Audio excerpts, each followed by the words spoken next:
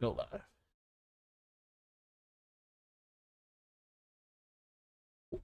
What's going on, everybody? DPS Podcast episode 39 is here.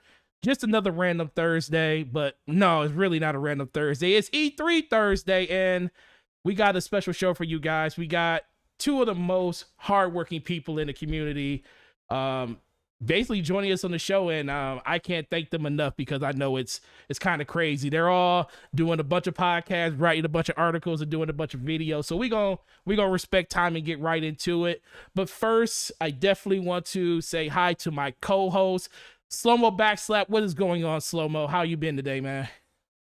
Man, I've been good today. It's been pretty busy, but I'm hanging in there. I didn't get a chance to really play anything, but I've been playing a lot of stuff recently. So we can get into that a little bit later. But I'm being good. I'm good. How are you, sir? How are you? I worked today, and I slanged a bunch of Xbox Series X yesterday and a bunch of S's.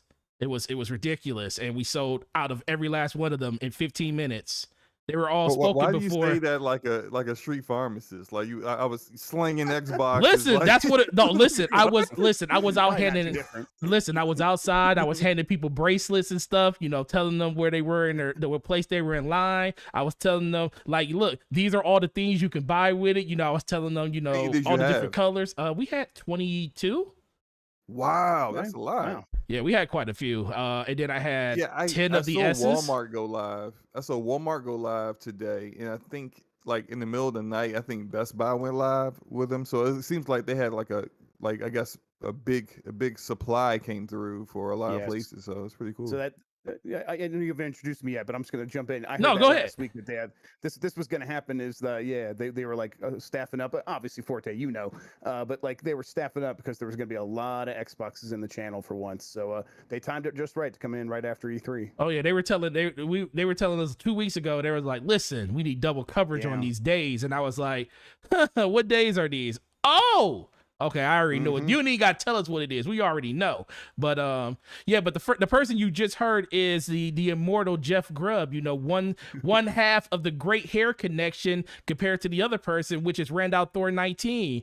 I don't know who has the best hair between you two. I'm gonna let you guys fight that out. Maybe I'll put it in maybe I'll do a poll in the chat because I didn't know that was something we could actually do now.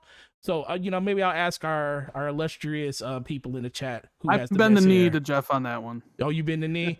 So, yeah. Jeff, what has been going on with you? Have you even been playing games? Is it just been full bore E3, just interviews and just announcements and stuff? What you been up to? Yeah, I've been playing games mostly though. I've been doing some weapon training to assassinate one Randall Thor for disrespecting Advance Wars on my Twitter feed. He spoke ill of the franchise, and I cannot abide that. I will not let him live now. I played some Tunic. I played some Game Builder Garage. I don't know. What do you guys want to talk about? What's interesting there? That Tunic demo is pretty good, right? Is it true that Tunic is basically Zelda meets Dark Souls? That's what people are saying? Zelda meets Dark Souls. So let's explain, because you could say that a lot, right? Everyone says this is blank meets Dark Souls, and everyone gets mad at you like, no, every game's like Dark Souls. This game's like Dark Souls. You are going to bonfires, and once you get to the bonfire, that's where you're going to reset. When you die, and you're going to die a lot because the enemies are very difficult, and you got to like learn their patterns, and you got to, and they're always going to be there. Like when you die and you go back to the bonfire, they're all going to respawn, and it feels just like one of those. Only it's from the Zelda perspective and has the Zelda combat and stuff, and it has a lock on, which is a little bit different for both a top-down Zelda and for a Dark Souls, but it all works pretty well. I was getting pretty frustrated because I'm like, this game's so cute. Why are you being so mean to me? But it was it was really satisfying to sort of push through like in a Dark Souls and get to the other side and like figure out the patterns on these really tough enemies and get through the demo and get to the end of the demo and be like, oh wow, I actually did it. I thought I was going to give up, and I really got through it. And so I got the same feelings that I get from a Souls-like game, and so that was pretty interesting. I don't know how like the supposed target audience for a game like this, if like you look at this game in pictures, you're gonna be like, oh, that looks like a fun, jolly time, and I'm gonna give it to my kids. And I don't know how well that's gonna work. I guess some kids like some hard games, and they have time to like beat their head against it or whatever. But I guess this could be like a really good my first Dark Souls for a lot of people. But I really jived with it for sure. Cool. And the other person you heard was the illustrious Randall Thor 19. I know you've been playing games and you haven't been feeling too well too, so I hope you feel better. But other than, just going back and forth with Jez on a bunch of podcasts and podcasts yourself, what you been up to, man? Yeah, it's a lot of people ask me to be on their shows this week, and I'm trying to make some videos, and it gets a little tiring because even today on your show, it's like, man, I've talked about this 5 times already. Yeah. How am I gonna say the same thing I've been saying but different for Forte and slow mo? I just finished the Mass Effect Legendary Edition. Congrats. All 3 games, over 100 hours. Actually, better this time than the first time. I honestly think so. Okay. They didn't have the issue with the endings this time, and everything was like buttery smooth, 60 frames, and I didn't really remember much of Mass Effect 3, so now my appreciation for that game has risen. And then I started Ratchet and Clank last night, A Rift Apart. Yeah. And it's okay. It's okay. Oh my god. Okay, so someone's gonna clip that later. But no, I'm glad. I wanted to ask you that too. Once you finished it, so what is your opinion? Is Mass Effect 2 still to go? Because a lot of people been asking if 3 could be possibly better now that people got a chance to play them all back to back with each other. I think, because I remembered a lot of 2, right? And I didn't remember a lot of 3, so playing through 3 made it feel like playing through a new game. Okay. And the combat's better in 3. There's a lot. Some of the set pieces are better. Yeah, I mean, I think I enjoyed 3 more this time than 2. No. Don't do this, Rand. I mean, but if you take away the ending, it's. I don't know. It was just a lot of fun to play. 2 still like amazing, and like Mass Effect 1 still like the redheaded stepchild. But yeah, 3 was really good, and good. My thing with Ratchet right now, I'm like, I think I beat the first 2 worlds, and I was playing it, I'm like, this isn't Mass Effect. Right. I was just playing, like, this isn't Mass Effect. I want to play Mass Effect.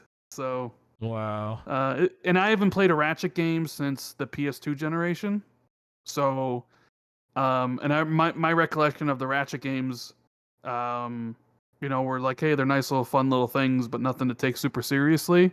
And then that's kind of been reinforced when I play this one. It's just like, oh yeah, this is what I remember Ratchet games like.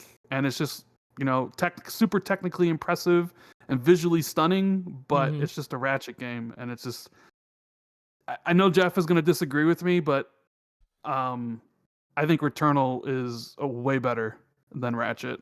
Yeah, I do disagree. Yeah, you do disagree. I think, yeah, I mean, Ratchet is just a really good roller coaster ride, really well crafted. It's sort of nonstop fun. It's really well paced, and I think, if anything's wrong with Returnal, it's the pacing. They just, they really don't know how to make it feel good when you go back to the beginning of that game. Like, the game itself feels great, but that's the part, like, once you lose all that progress. In other roguelites, they really nailed that stuff, and Returnal has issues, and they're going to make that game better over time. You could tell they want to make that game better over time by improving some of the balance. You ruined the Metascore, though, Jeff. I know I did. And then they were like, hey, thank you for that nice review. I'm like, thank you for making a pretty good game that I like. It's a really solid game. It's just not great yet. And I really think it's going to get great eventually, but it really comes down to every run feels way too similar for a roguelite. But when it comes to Ratchet, I mean, I beat that game in 2 days, couldn't stop playing it, couldn't put it down. It was just nonstop fun for me. But I'm a big platformer guy too. Action platforming games are totally my jam, so it really jives with me. Yeah, once you get into the groove of that game, especially in like a lot of the fast-paced platforming sections, it's like you're moving, and it's like, man, this is just crazy how fun this game is. So I definitely agree with that.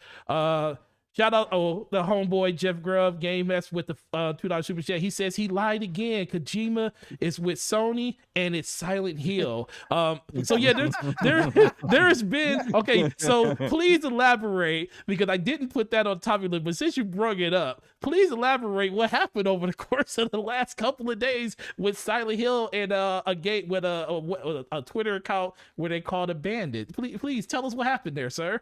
Yeah, so this is actually someone pretending needing to be me, and he's been showing up in different places. So if anyone wants to report this person, that would be awesome.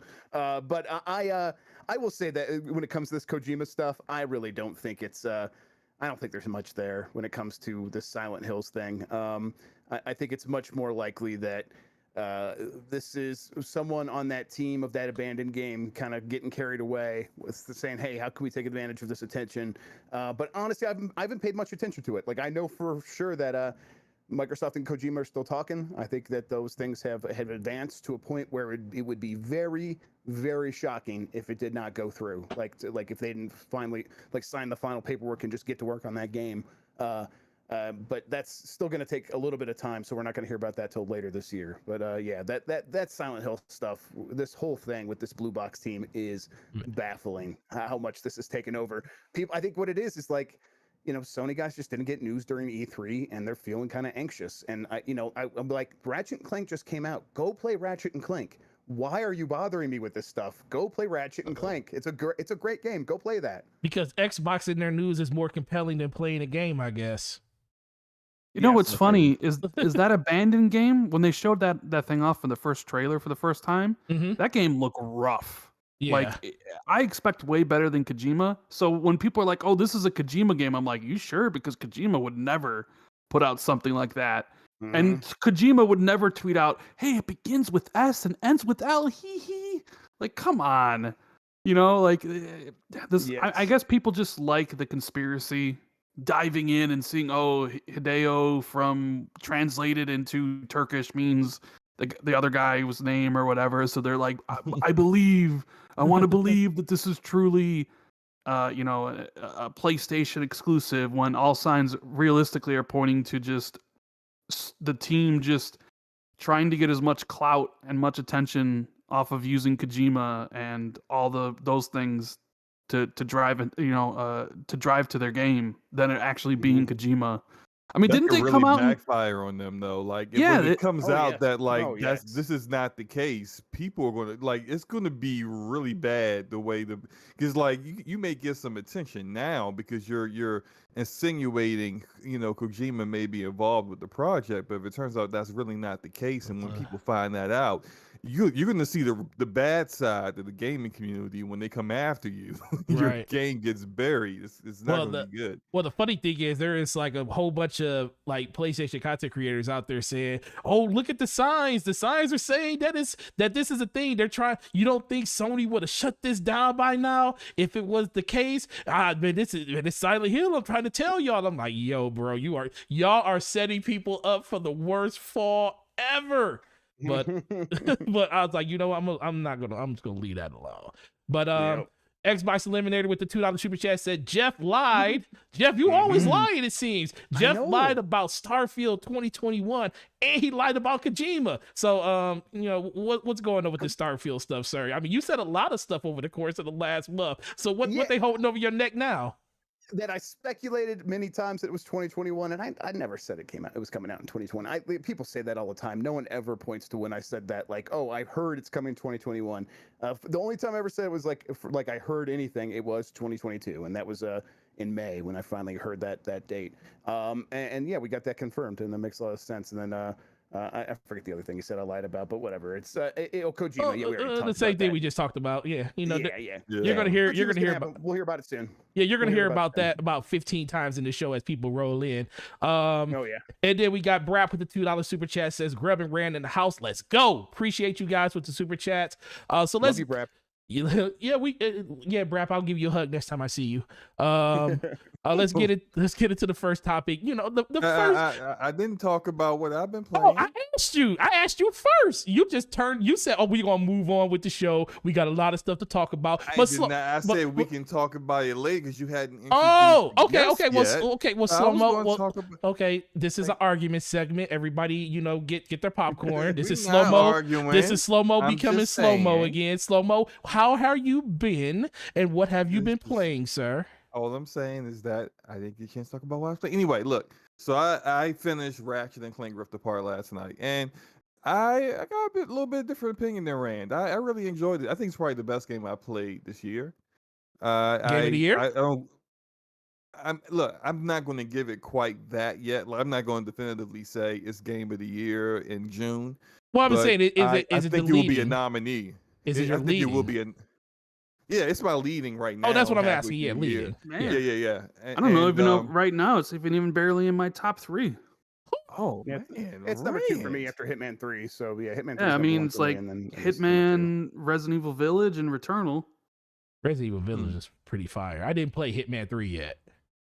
love Hitman. But I mean, I'm only 2 levels in. Like I just did the Rivet level for the first time, so I'll see if it gets any better. But I think it just maybe has to do with the fact that I played Mass Effect for 100 hours, and I'm not the biggest fan of Ratchet and Clank to begin with. Mhm. So Yeah. that could be it. Yeah, I'm really like one. The visually the game's beautiful, but like I'm just really enjoying the humor and just I liked how they mixed things up with they introduced a new character and they didn't overwhelm you. At least I don't think they didn't overwhelm you with this new character Rivet. There is a good mix between Rivet missions and Ratchet missions. I think probably my only real complaints is that there is no difference between them and how they play. They're literally in gameplay the same exact character. You and how like let's say if Ratchet gets some boots that allow him to like they're almost like jetpacks, like you can fly across the map. Automatically Rivet has those too, and it's just like they tried to explain it in the beginning, like how like the vendor is like you're sharing an account or something, but there's just no like in that case I would have been like, well, let me actually go to the vendor and get the things that Ratchet got or Rivet got before I start using them, that kind of thing. You know, just kind of like little continuity things that I thought were kind of just weird, but I enjoyed it. The boss fights I don't think were too difficult or anything like that. I thought it was a fairly easy game to play through, but it was a great experience. I just really liked it, and I think I mean so far, yeah, it's probably my game of the year so far. I think, and it's Okay. and that could change, you know, as more games come out. Yeah. Clearly. Yeah. So, but I think have a Metro good might. time with that. I think Metroid might be your game of the year by the end of the year. Oh, that's not happening. Oh, I'm still playing through the Mass Effect Legendary Edition. I'm on Mass Effect 2 on both PC and PlayStation. I need to get back into it. well, you're playing 2 games there. You're playing both of them simultaneously, which is crazy. Right. Well, I'm doing Paragon on one, Renegade on the other, which is, you know how I am. I just want to be Renegade so bad. Like I want to just like even when I'm playing Paragon, I'm like, I just can't just throw this guy off the roof. Just like just throw him off the roof real quick. But no, I'm gonna finish that. I tried out Final Fantasy VII Remake Integrate, which looks amazing on PS5. The at 60 frames per second, the combat feels really good. I'm going once I get done with Mass Effect, I'm gonna go back and finish that. And then I've been playing, you know, of course, Rogue Company, Master Chief Collection, you know, the PvP games and stuff like so. That's why I've been playing, having a good time. Cool. Yeah, man, you've been going ham, and shout out to Brap with the $2 super chat, says kill Master Chief. Listen, man, we had a 40-minute conversation on Brap the other day about kill. I'm just gonna acknowledge that you just said that, and we're just gonna move on past it because we're not about to turn this into something that will never freaking ever happen. Right. Marty Bison with the $10 super chat says finally able to catch you guys live. What is up, panel? What is up, Marty Bison? Marty? Appreciate you. And Rodimus with the $5 super chat says welcome to DPS, best in the industry as Jeff and Rand. If gaming don't work out, you two can always go out as a hair metal band. Let's go. I mean, listen, first of all, I appreciate you guys being here. Let's get into this first topic that I know probably will infuriate, Slow-Mo and Rand because, we already know how they feel about Nintendo. So Nintendo's E3 impressions. What do we think of what they had to show, and what were you guys excited for that they showed? It was great. They did a great job. This show was made for me. It was made for Jeff Grubb. I was watching, I was working it. We were going to write some stories about it. We had heard about that 2D Metroid, and then they showed it, and it was Metroid Dread, and they called it Metroid 5, as in like the follow up to Super Metroid, and then Metroid Fusion, and like finishing out that story. And that is That's wild that they're doing that. I guess people might not remember they announced like Metroid Dread in like the early 2000s, and then it's been rumored a bunch of times ever since, and it kind of is like almost like a joke, like, oh yeah, Metroid Dread, like that's ever going to happen. And so the fact that they are just taking that script off the shelf somewhere and saying, hey, let's make this story into a game again, that's incredible. And then yeah, and then they announced Advance Wars, which is one of my favorite franchises that I thought was for sure dead. I thought I had given up hope. I love Advance Wars. Yeah, I thought it was gone. I thought it was gone forever. And really the reason is because, you know, Fire Emblem's pretty similar, but it has waifus, and people love their waifus. And so I'm like, hey, Advance Wars doesn't really have that. You can't really like do relationships in that game, so it's probably never going to come back. So the fact that we're getting anything, it's a remake of the first two games. I'm happy with it. I don't love the art style. No one seems to really love the art style, but I'm kind of not going to complain because I'm just happy to see it. And then they did a WarioWare, and it's like, okay, this is another like Jeff franchise. I love the WarioWare games. I've loved all the WarioWare games. They did that WarioWare Gold on 3DS that I was like, hey, this is great. People should play this. And everyone's like, no, we have a Switch now. We're not going to go back to the 3DS. I'm like, okay, that's fair, but this is still really great. I hope they do another WarioWare. And so the fact that they're doing another WarioWare is like a big relief to me. But those three things alone, and then Breath of the Wild 2, of course, looked fantastic. But those three things alone were like, okay, this is a great show for Jeffy Grubb Grubb. Yeah, I agree. Rand, what do you think, bro? What I mean, I know. Did you even watch it? First of all, that's what I'm saying. Did you even watch it? Of course not. Why the hell would I watch it? Okay, so what if you didn't watch it? What did you read or what did you observe for the people that actually did watch it? Because you know, even though you don't care about Nintendo, you know they're beyond the gutter to you. I know you still pay attention to what people got to say. So what do you think? What was it? I mean, the Advance War things from Jeff from his Twitter, right? Right. And I don't even know what Advance War is. So, okay. I saw that they revealed Breath of the Wild 2, but it's next year, but then it's more likely 2023 or something. I don't know. Yeah, I agree with that. 2022. There's no Switch Pro, which I thought everybody said Switch Pro was going to be announced before E3 or at E3, and there wasn't, right? To be fair, everyone is kind of stretching it. Like some people said it might happen, and then some people were like, "Hey, it's imminent, and it could happen as soon as before E3." But you know, it's still imminent, even if that doesn't happen. I remember when Special Ed over at Xbox Era was. It's going to be announced this day, and yeah, but it wasn't. He's like the one person that picked like the day before, or like a day. Yeah. But most other people are like, "Hey, it's imminent. We don't know." And I've heard that they move things around, and that it was possible that they were going to announce it before E3, and then they moved it. But whatever, the Switch Pro, who cares? Yeah, the Metroid Dread thing sounds interesting. I'm a fan of Metroid. I will say, for me at least, is what wasn't there. Like, where the hell is Metroid Prime 4 and Bayonetta 3? Facts. What's going on with those games? Like, I specifically bought a Switch for both those games, and like, cause I like Bayonetta and I like Metroid Prime, and it seems like both those games are vaporware at this point. And judging from the Babylon's Fall that the Square Enix showed off from Platinum, is something going on with that studio? Like, is something like, what's going on?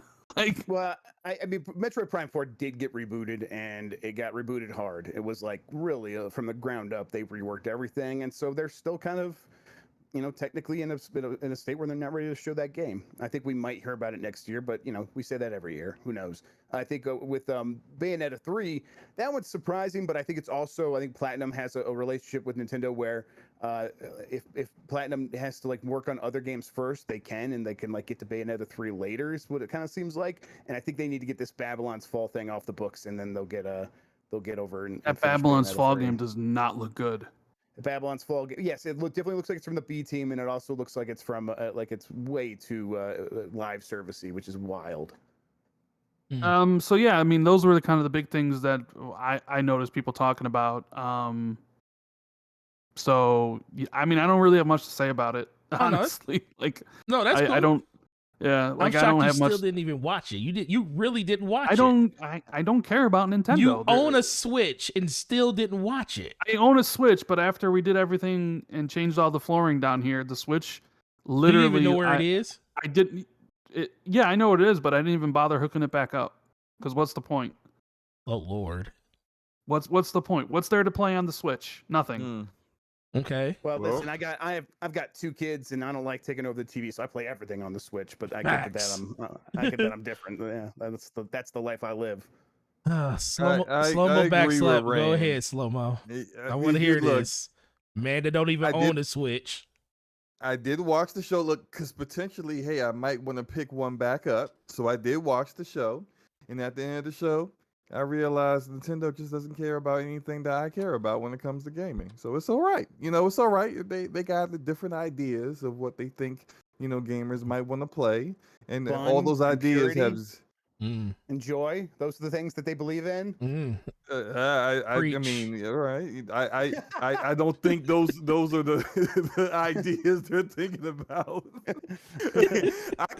I'm just like, I watched that show and like halfway through, I was just like, I'm about to fall asleep.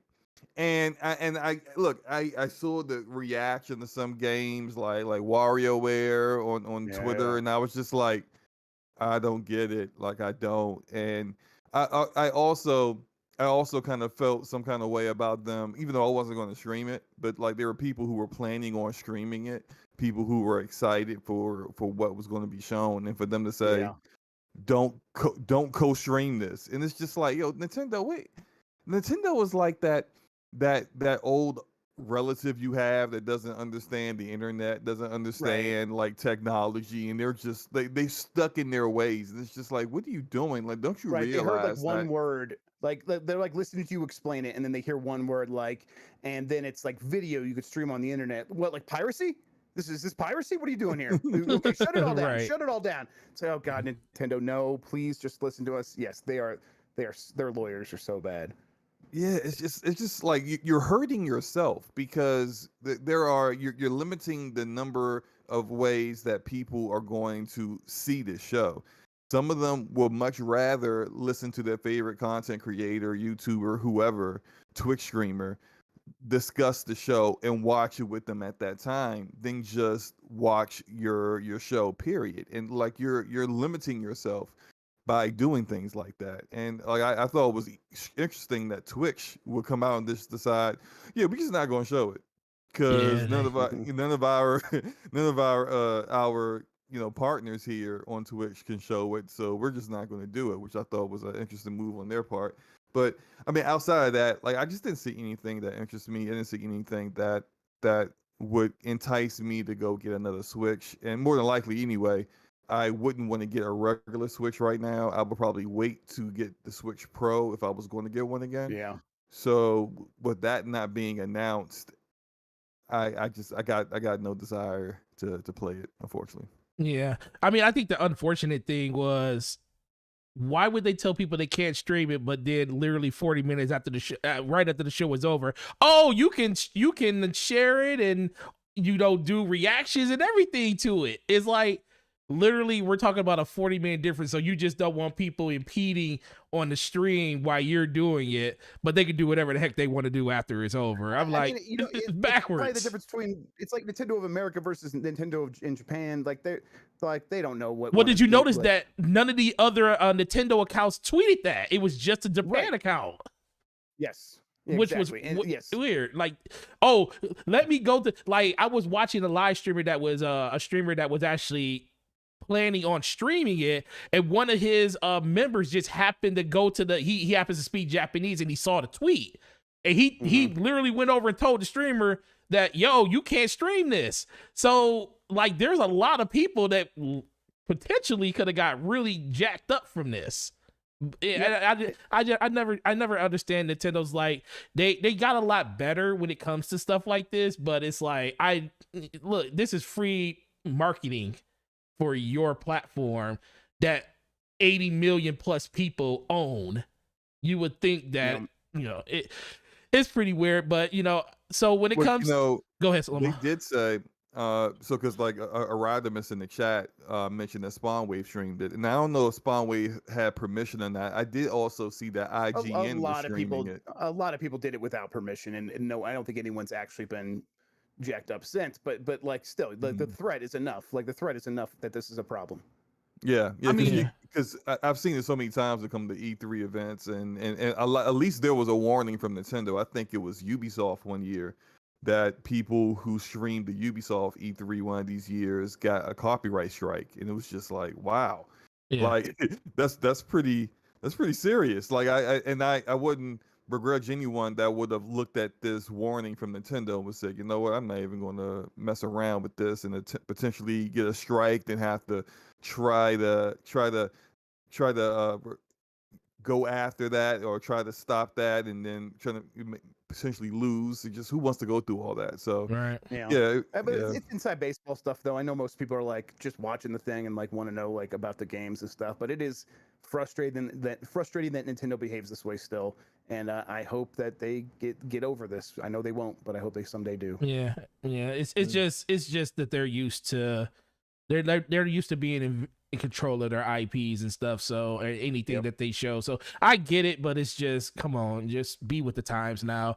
But it looks like I already kind of know the answer to this. So for Rand and for Slow-Mo, Metroid and Zelda was not enough for you to either pick your Switch up or to go out and buy one.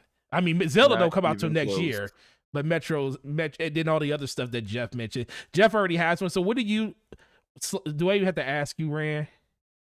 about what? Is it enough? Is Metroid enough for people to go out and buy a Switch this year? I would imagine the people who own the Switch would already be interested in Metroid. I'm not sure a new 2D Metroid is.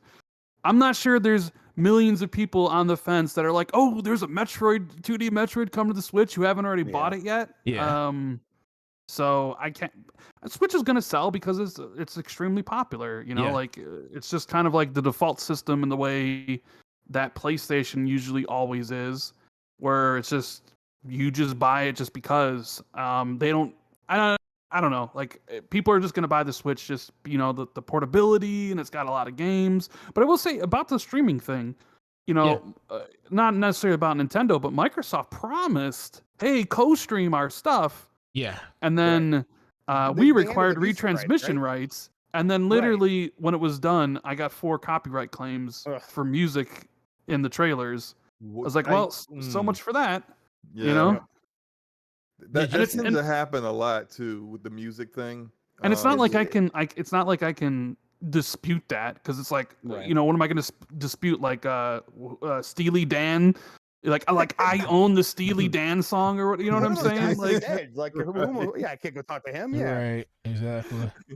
I think I started seeing a lot of people, they mute the music when they would, like, as soon as, because you get probably about a good like 2 or 3 seconds of like basically you can let it play before. Like, yeah,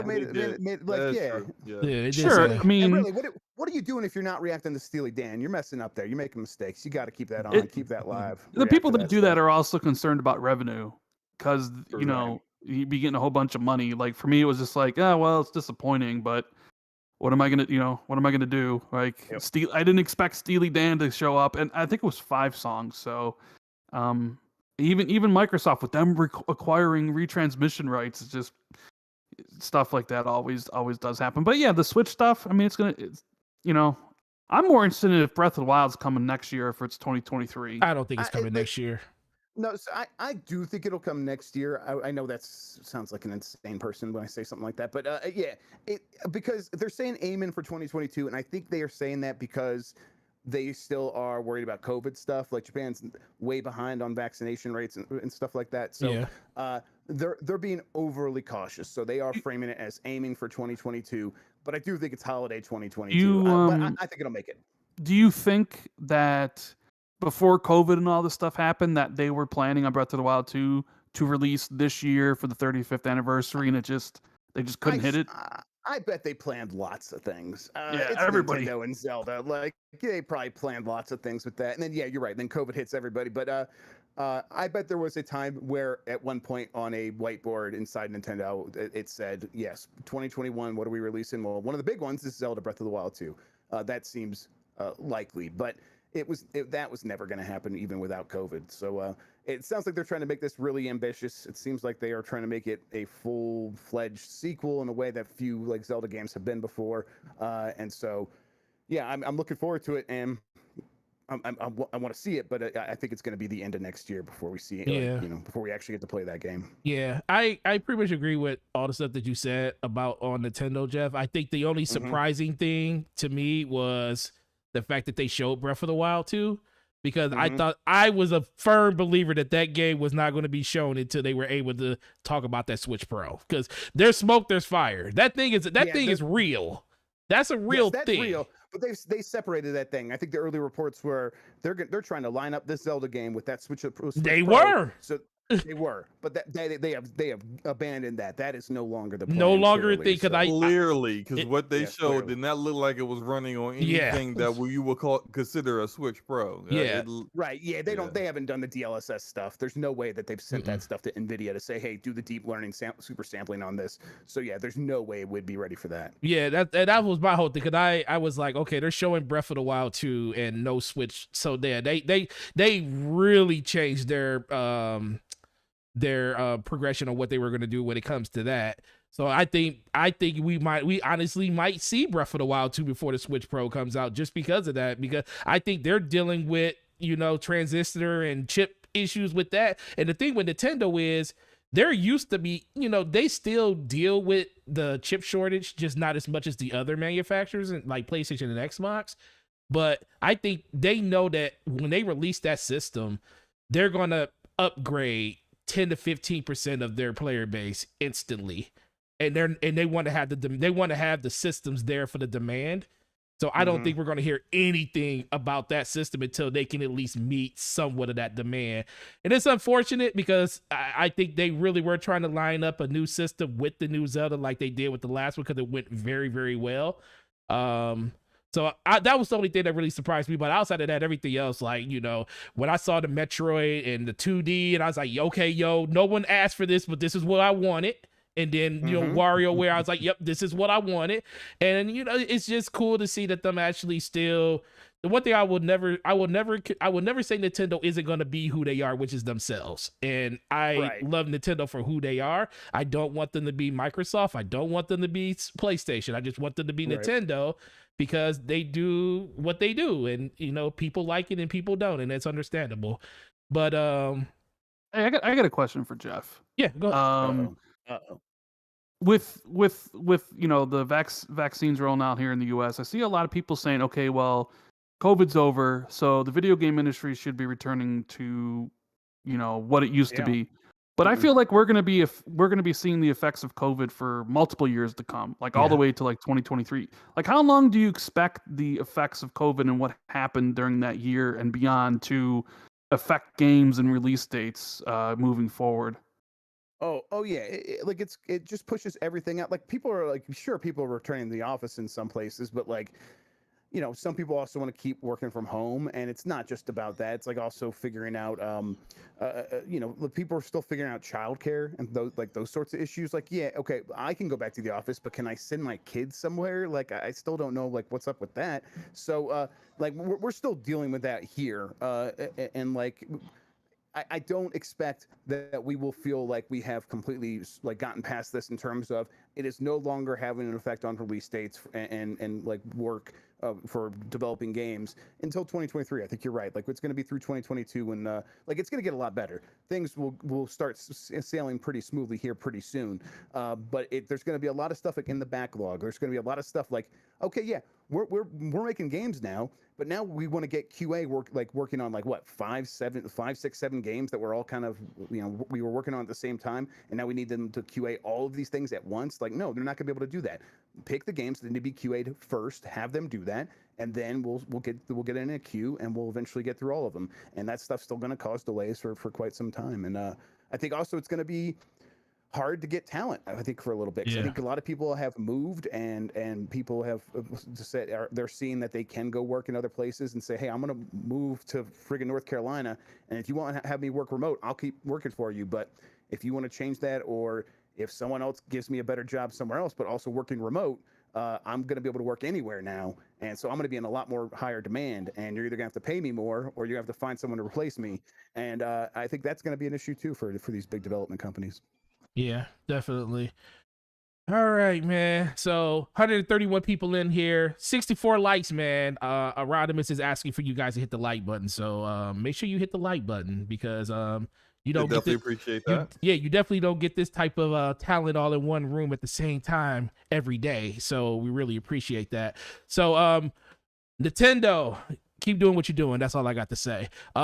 Xbox and Bethesda, or do something different. Don't listen to him. Please. Don't listen to people that don't have Switches. I will rebuy a Switch if you provide something that would get me to buy a Switch. Like I originally bought my Switch because they got Marvel Ultimate Alliance 3 exclusive to it. So I said, bet I gotta play that. Played it, loved it.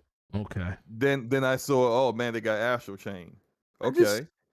I've just come to the realization that Nintendo's just not for me.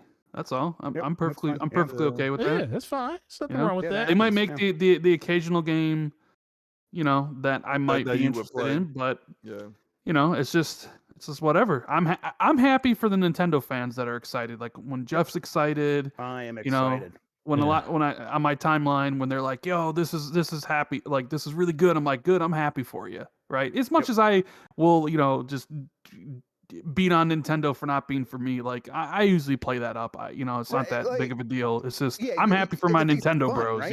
It's fun. It's fun that you play it up because it's like the battle's always between Xbox and PlayStation, and that's the only thing the fanboys ever care about. Yeah. So when seems to be, you like make it about Nintendo, it's like, oh, this is like a breath of fresh air. This is actually kind of nice. This is like we're having a little bit of fun here, aren't we? Like this is just we're gonna have a good time. So yeah, I appreciate it. Yeah, but it's some different talking points for once. Yeah, it's great.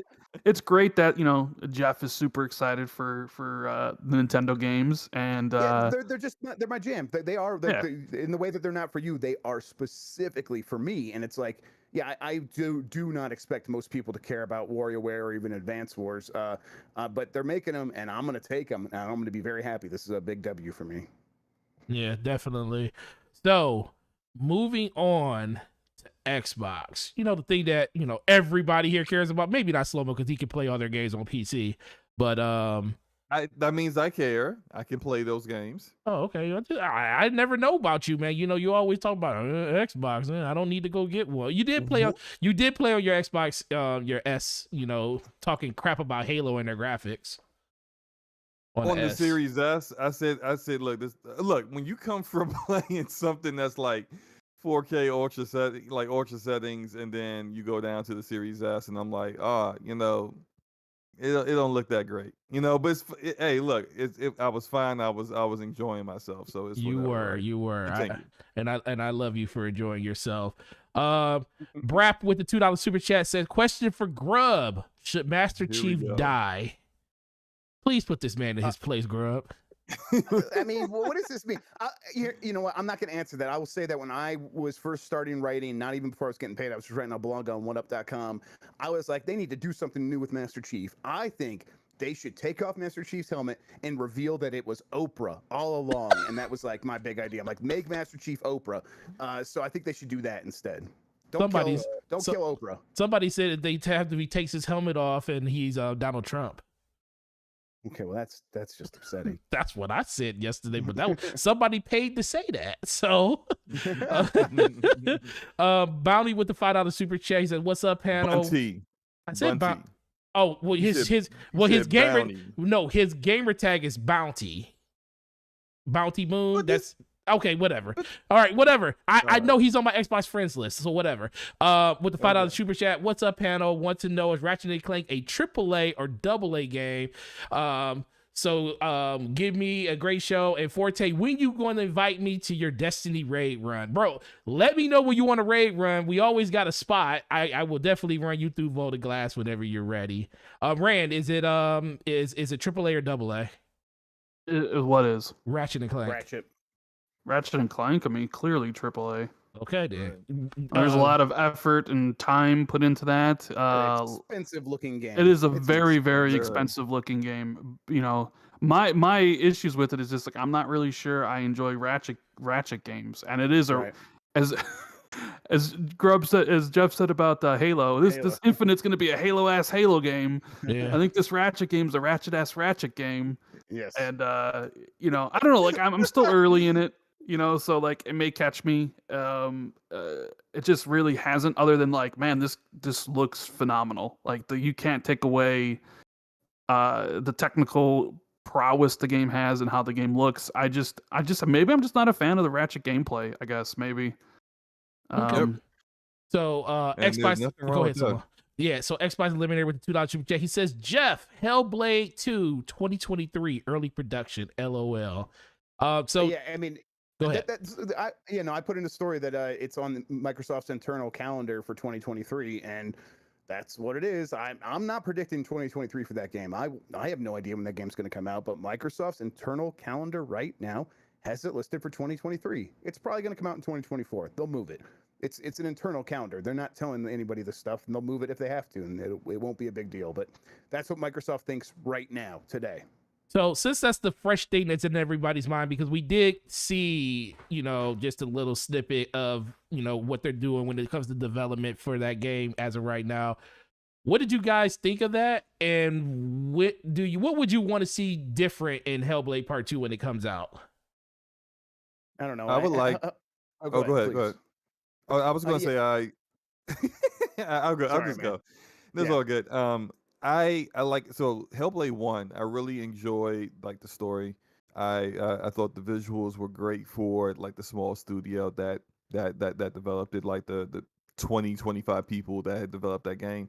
I would like to see them just like, of course we're going to get the bigger budget, but just take that and ramp it up. Some of the puzzles I wasn't feeling.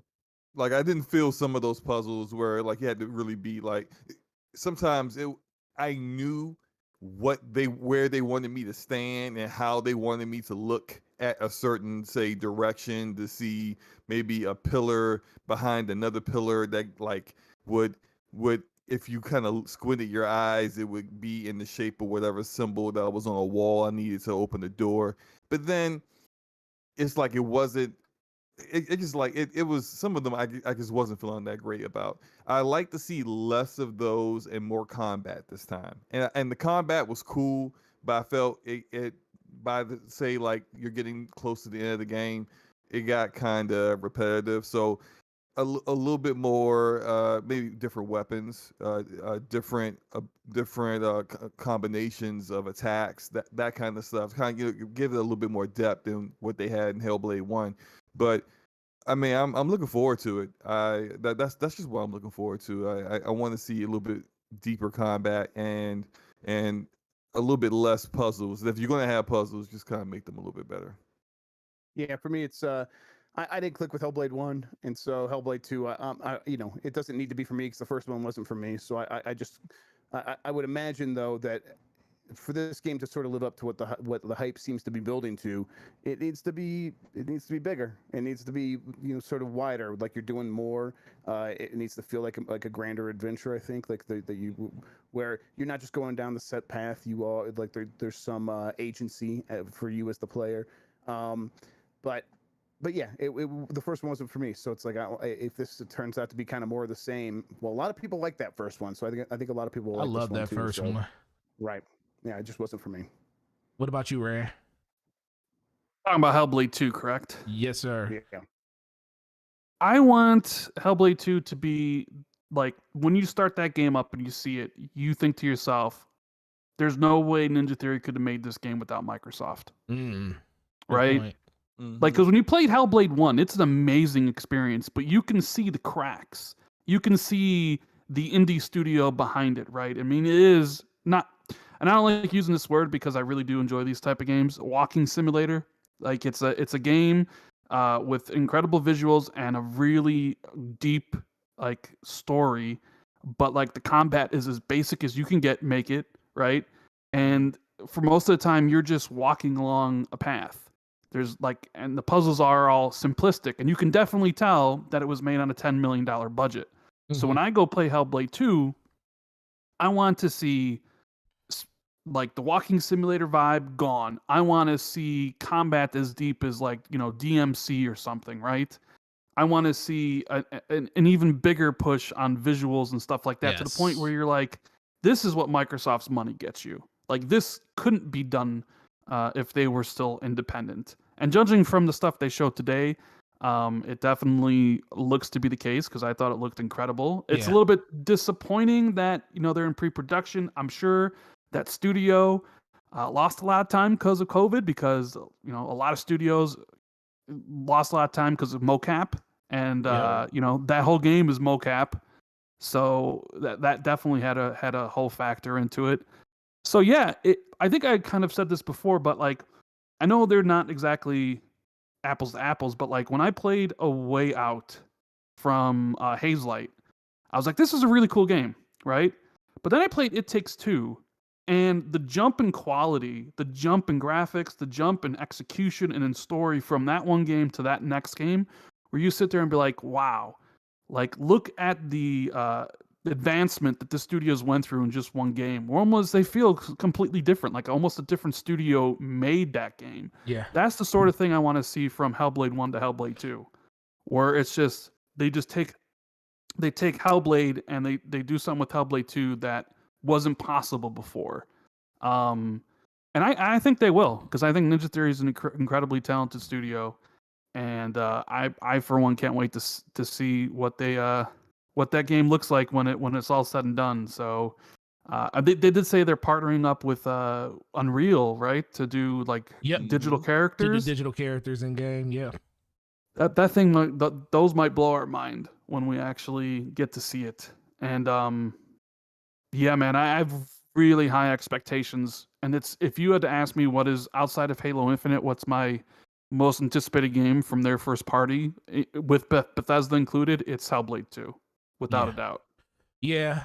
With them working with Epic for that stuff, I wonder if that means that the AI, the facial recognition AI that Epic has been developing will be a part of that. I'm trying to remember the name of it. Name escapes me. It's something. Yeah. I can't remember either. It's the MetaHuman. Yeah, the MetaHuman. They had a demo for it. Actually, looked amazing. Looked like really realistic, natural looking facial expressions from with I guess no mocap whatsoever. Just completely done characters done on a computer or whatever. So I think if that's what they're helping them with, that could also kind of cut down with some of the issues they've had with COVID and not being able to get into a studio and do all that performance and motion capture that they did for Hellblade 1. I would love to see how that turns out. It'd be great to see like them being the first studio to actually put that kind of technology to use too. Yeah. I think for a lot of people, Hellblade is going to be that game because it's a game that has a premise already, that had promise. It was one of the very first studios that Xbox purchased and Microsoft purchased. And people saw the potential in the first one. And, outside of a couple of things like combat and more like Jeff said, the more linear progression of the game, you could pretty much just walk forward through that whole game and you're going to beat it. But the story progression on that game was so incredible, and the mocap was second to none. And I know when the whole pandemic started that was going to be the main reason that game was not going to be showcased like we wanted to be this year, or probably even going into next year, because that whole game is based on it. So I'm looking forward to all of the things you guys said, but I think Rand hit it right on the head. The visual quality of this game needs to be a showpiece for Xbox, because that's what people are going to expect from it when they see that game the next time out. They showed it last year at the Game Awards, in-game renderings and stuff, and we know how people feel about that. When they see it, it's like the game's not going to look like that. Well, Xbox needs to find a way, and Ninja Theory needs to find a way to make that game sing on the next generation console. That's what the benefits need to be, and I think we're gonna probably get that, because they said they're going to support these the past gen for at least the next 2 years. And by the time we see these games, I don't know if you guys saw pretty much what was happening. Everything they put up there, they were basically saying Series X and Series S, because a lot of these games aren't going to be coming out within that 2-year window. So it's interesting to see exactly what's going to happen with that. And I'm in it for the ride because I loved the first Hellblade. It was one of my favorite games I've ever played, because it emotionally stuck with me. It still sticks with me to this day. So that's what I think about that. But when it comes to the rest of Xbox, what they did on, and they had a lot of other things they talked about today. A lot of this stuff was like a lot of retreading of what they went over on at their E3 Bethesda showcase. They did do a little bit deeper dive into some other games and stuff like Halo and some other games like that. But when it comes to their showcase, I know everybody here liked it because everybody gave it a really, really good score. What was the thing that impressed you guys the most at the showcase, and what stood out the most? I think Forza Horizon 5 stood out the most to me. I knew there was going to be Forza Horizon 5 there, but it just, for some reason, I had no idea that it was going to look that good. And I was just shocked, and I'm like, wow, you know, Forza Tech and Playground Games does it again. Because I remember playing Forza Horizon 4 and just thinking, like, yeah, you're gonna start getting diminishing returns when it comes to these racers and visuals after playing it on my PC. And then I see that, and I can see like how the cars don't look that much different, but the environment, just like Mexico, looks amazing. And just I'm looking at the landscape as the cars are driving, and I'm just like, wow, that this looks really good. Like my excitement just went from, yeah, you know, I'll check out Forza Horizon 5 again when it comes out.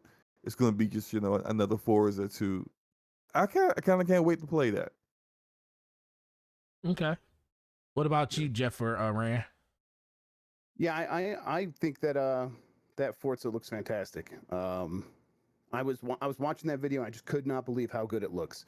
The games have always looked good, but this one specifically looks, I don't know, it really does look next gen. I know they're not even on their like official next gen tech yet, but yeah, it looked incredible. It blew me away. Rand? The thing that impressed me the most, They impressed you the most at what Xbox did, or just in general with the stream in general. I think the most impressive thing was the presentation, right? Because I look at last year's and I look at like, oh man, like if you had a list of the games, you know, like they're gonna showcase Avowed and State of Decay 3 and Fable and all that stuff, right? You think just from you know, like the list of games there that's gonna be a fantastic show, and it wasn't. And it was because of the presentation and the pacing and how everything showed up. So I think this year, and we already talked about how Jeff Grubb basically told everybody what was going to be at the show. And in my prediction video, I pretty much told everybody what Microsoft's first party was doing. Like, and on paper, it really doesn't sound too impressive, right? But they did it in such a way where it really made people take notice of everything that their first party's doing and how great of a service Game Pass is, and what's, you know, all these games come in day one, right? And then wrapping it up and being like, hey, we didn't even talk about Fable and Avowed and all these other games, where you get the sense that like, yeah, like holy cow, there's a lot of stuff here coming. So even though you could point to Forza Horizon 4 as like the most impressive thing because it certainly looked incredible, or the reaction to Halo Infinite and how a Halo-ass Halo game was being received in 2021, right? I think it was how it was all put together from beginning to end. Honestly, is probably what I would say the most impressive thing about the show.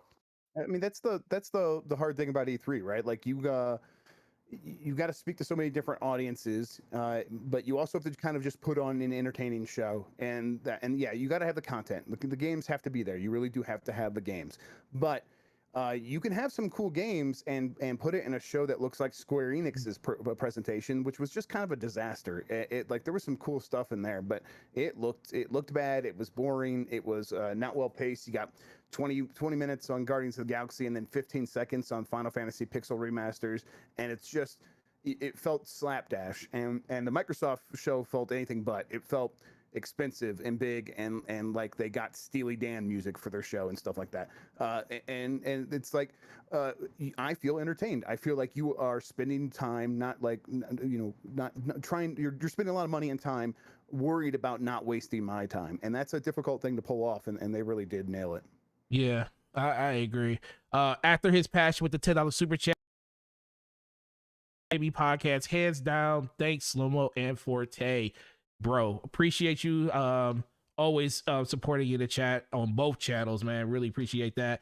Chris Jones with the He's an awesome dude, man. Absolutely. Chris Jones with the $2 super chat. 4 of my favorite people on DPS. Sign me up. Let's go. And what's up, Chris? How's it going, man? And Xbox Killer with the $2 super chat. That Action Luca. He must have been trying to do something crazy because Action Luca took care of it. It's but the same. Yeah, he's out of here. He's out. He the gone? Same dude that we got timed out. He just went to a different console war account. It's fine. I appreciate Mama Luca for taking care of that, as she always does.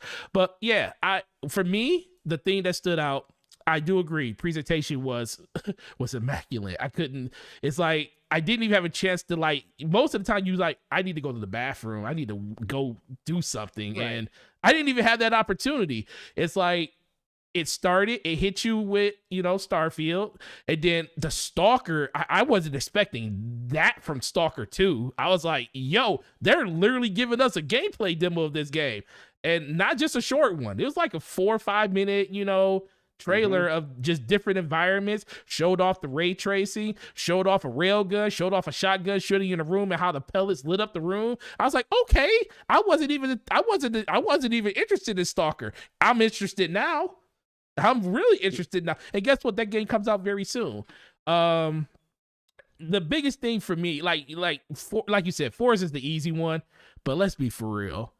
If you ever want to know how you demonstrate and talk about your game in this type of environment, you about to talk about Playground. Playground games did it the way it needs to always be done. Like the transition from going from area to area, telling, okay, we're gonna go over to this part of the game where you can see where they're doing this, and looking at pictures on the screen. I'm like, talking about the HD cameras and stuff, and I'm like, I'm questioning, is this a real picture? Is this real? And then all of a sudden cars come through the scene seamlessly. Why don't we get this all the time? And the Playground games literally gave you the blueprint of how to demonstrate your games going forward. I know I'm not going to get this all the time, but oh my God, it was beautiful. I couldn't believe it. They should do the same thing when they come out with the Fable thing and just show a screenshot. Yes. And then it'd be like, people are going, oh, is this DLC for Forza? And then like just a horse comes running into the thing instead, and then that's when the camera starts following it or something.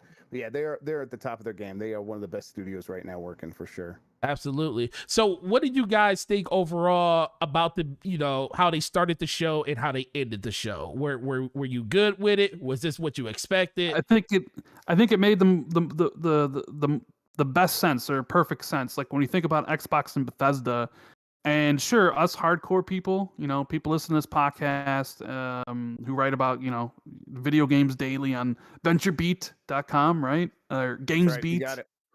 Or who make terrible YouTube videos like myself. Like anybody that watches our stuff knows that they acquired Bethesda, but the common person, the regular person, the casual person, they don't know that Bethesda's been purchased. Someone who's watching this, exactly. Views for this live stream, they're watching this. So that's the thing. It's like you have to tell those people that if you're a fan of Bethesda, if you're a fan of Arcane, if you're a fan of any of these studios, or if you're someone who just really likes Elder Scrolls, that like, hey, Bethesda's Xbox at this point.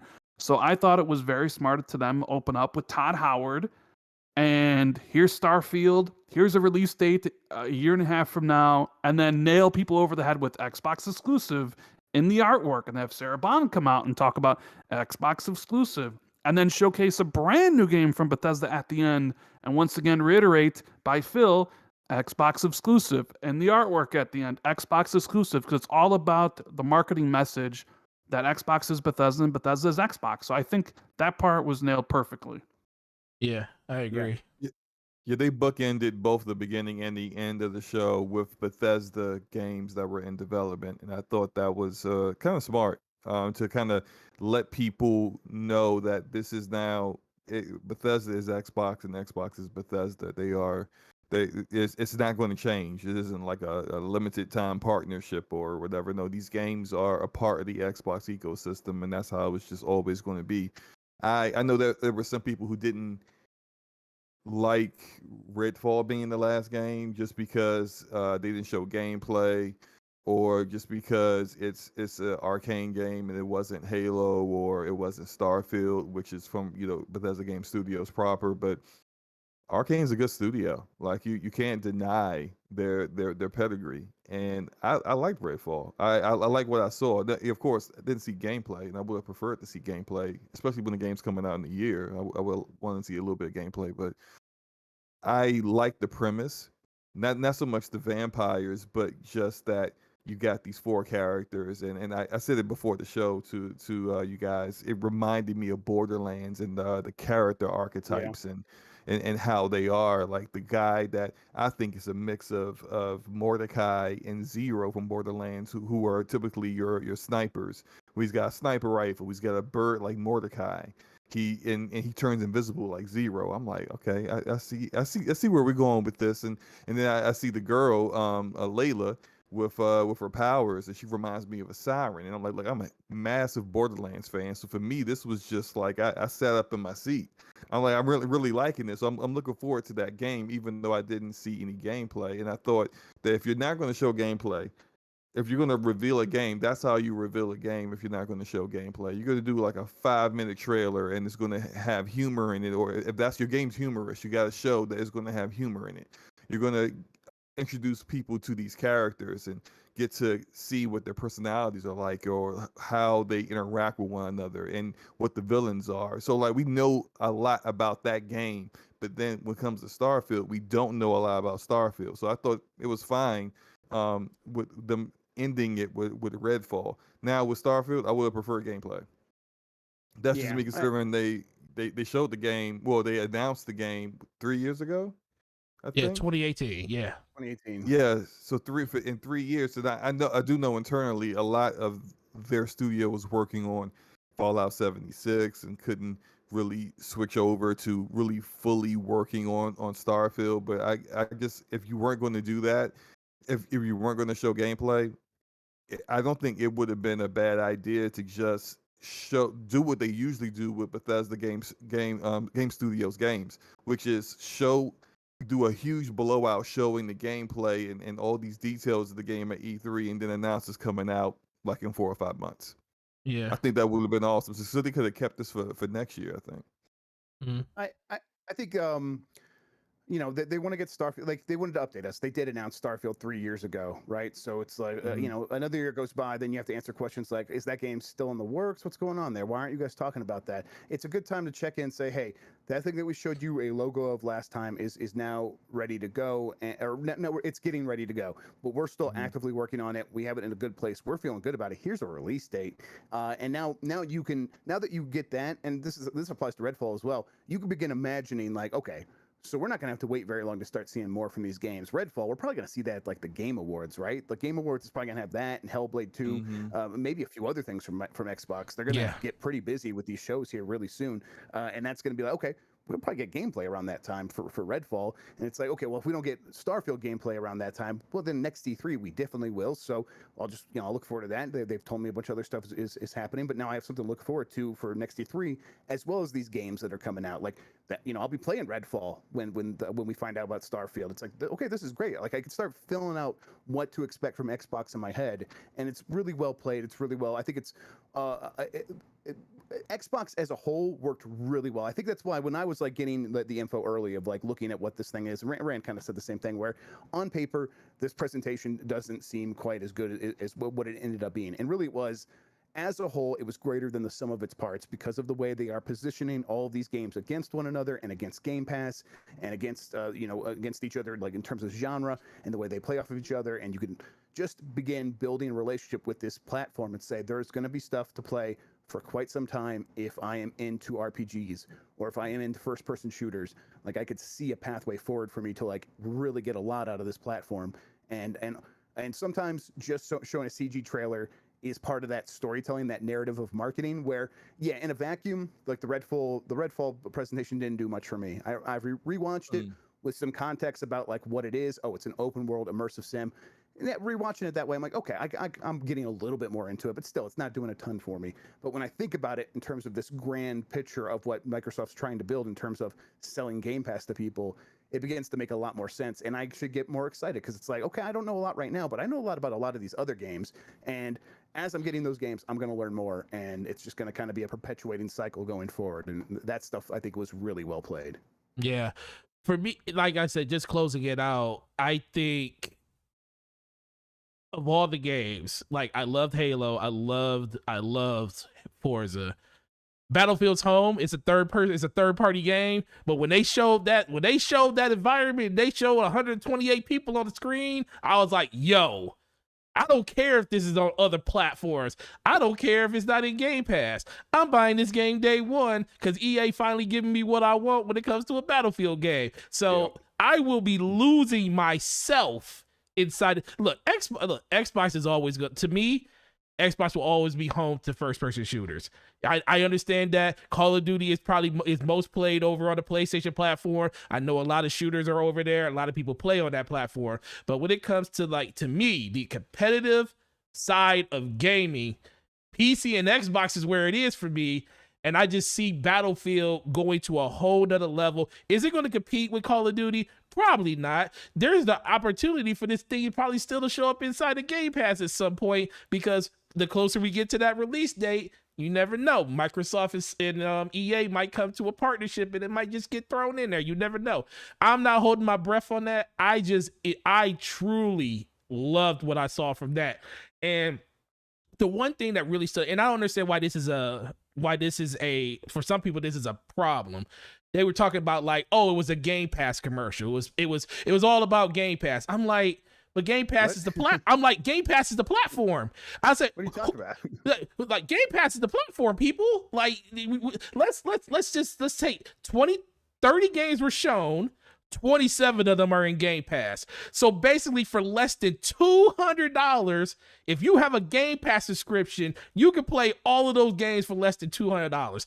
To me, they nailed the value proposition, and that's what I like. You always wonder how they're going to integrate Game Pass into the conversation. Yeah, you could just show games. They didn't hit you upside the head with advertisement telling you, oh, get Game Pass for $1 or 3 months for $1. They ain't even hit you with all of that. They basically said, we have games. They're going to be in this service. If you want them, they're going to be there, and let the consumer drive that narrative for you. And let me tell you, all those people, a lot of people, because, you know, a lot of people saw E3 that showed up to my store, and most of them walked out with Game Pass because they see the value in it. So Microsoft knows what they're doing when it comes to that. Slow-Mo made a video on this a long time ago talking about it's not the console, it's the platform. The platform drives the consumers to do what Microsoft wants them to do. And Microsoft is hitting Game Pass. And the platform is Game Pass. That's the platform. That's the platform now. So anybody that hits her and say, oh, it's a Game Pass commercial. Okay, stop it. You're irrelevant at this point now because you keep saying that. But moving on from Xbox, well, not just moving on from Xbox, just moving around from the conference. Let's talk about the flagship. Let's talk about Halo Infinite. What did we see?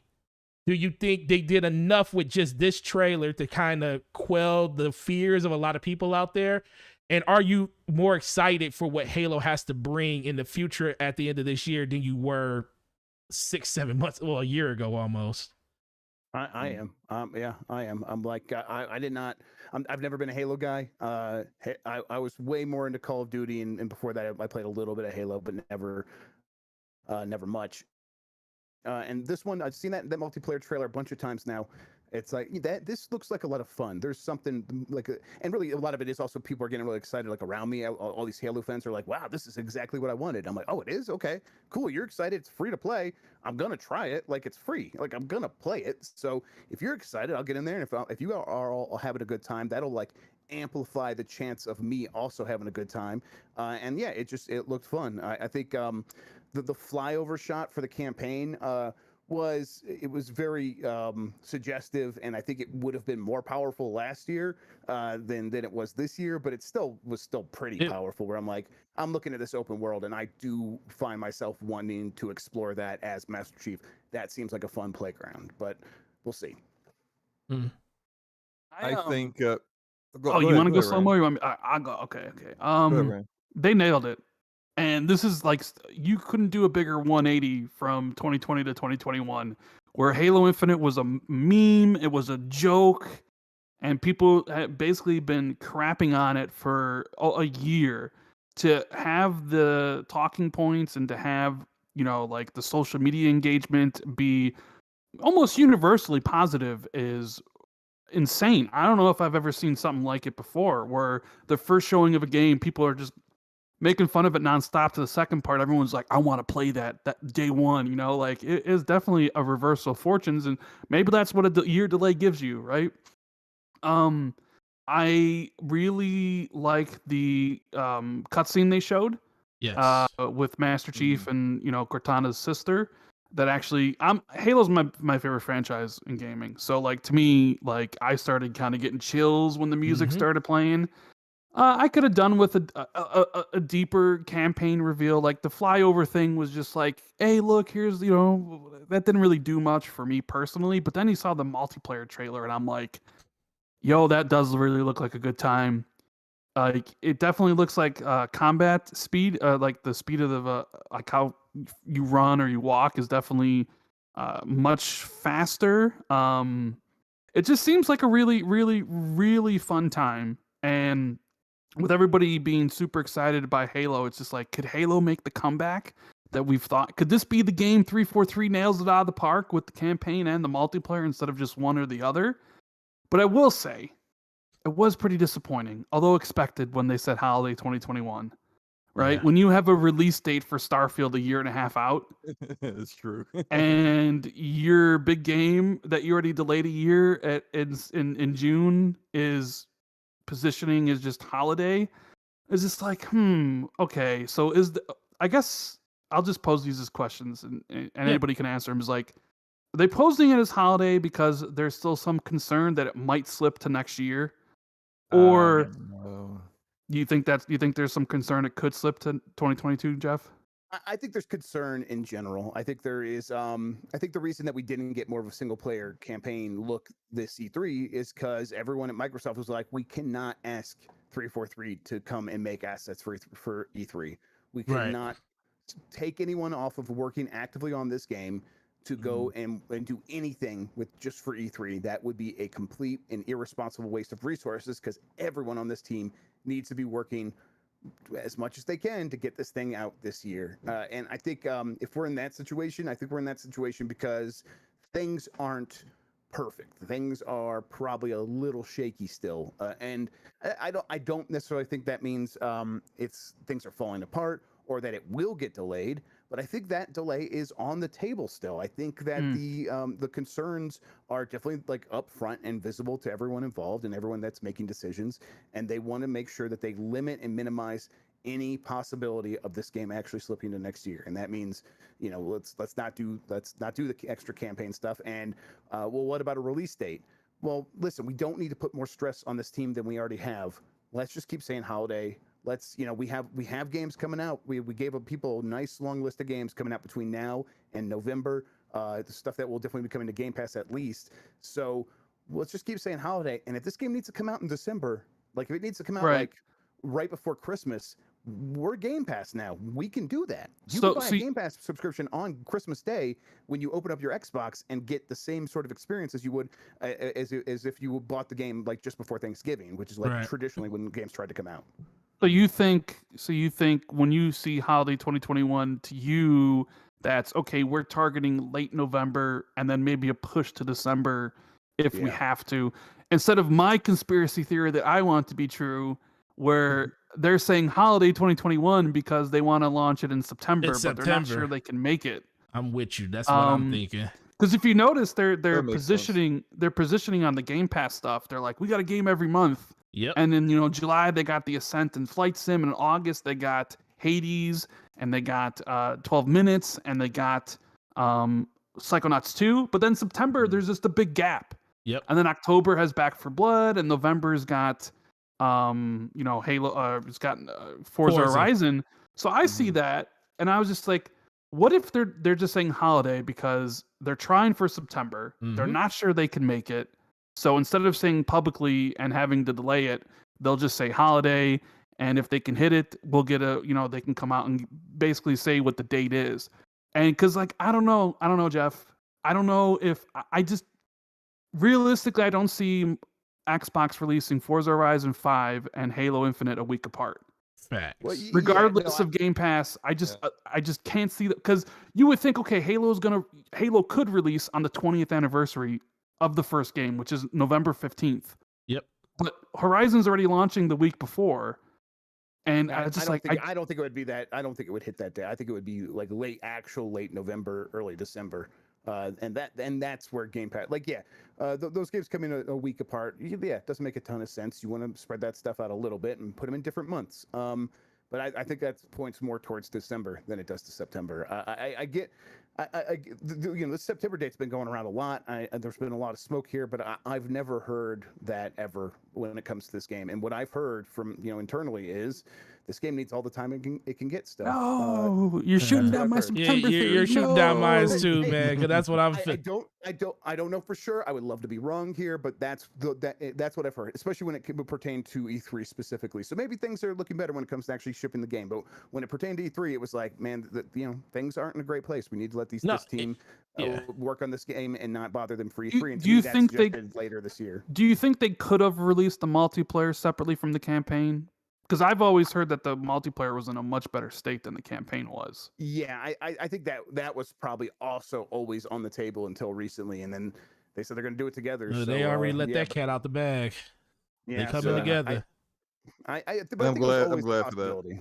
Yeah, I am too. I think it's the right choice. Yeah. I'm with Rand. It's like, man, because I've been saying that ever since I saw it. I was like, man, it's coming out.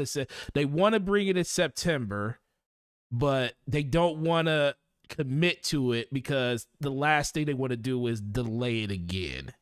It's easy just to say holiday because that's I guess that's the border that you want to push it to before you do want to release it. But even then, if I almost feel like, because I've always been on the team of this thing shouldn't be coming out this year, because I think all of the things that the campaign needed were things that only can be fixed with time. Now, they did an amazing job,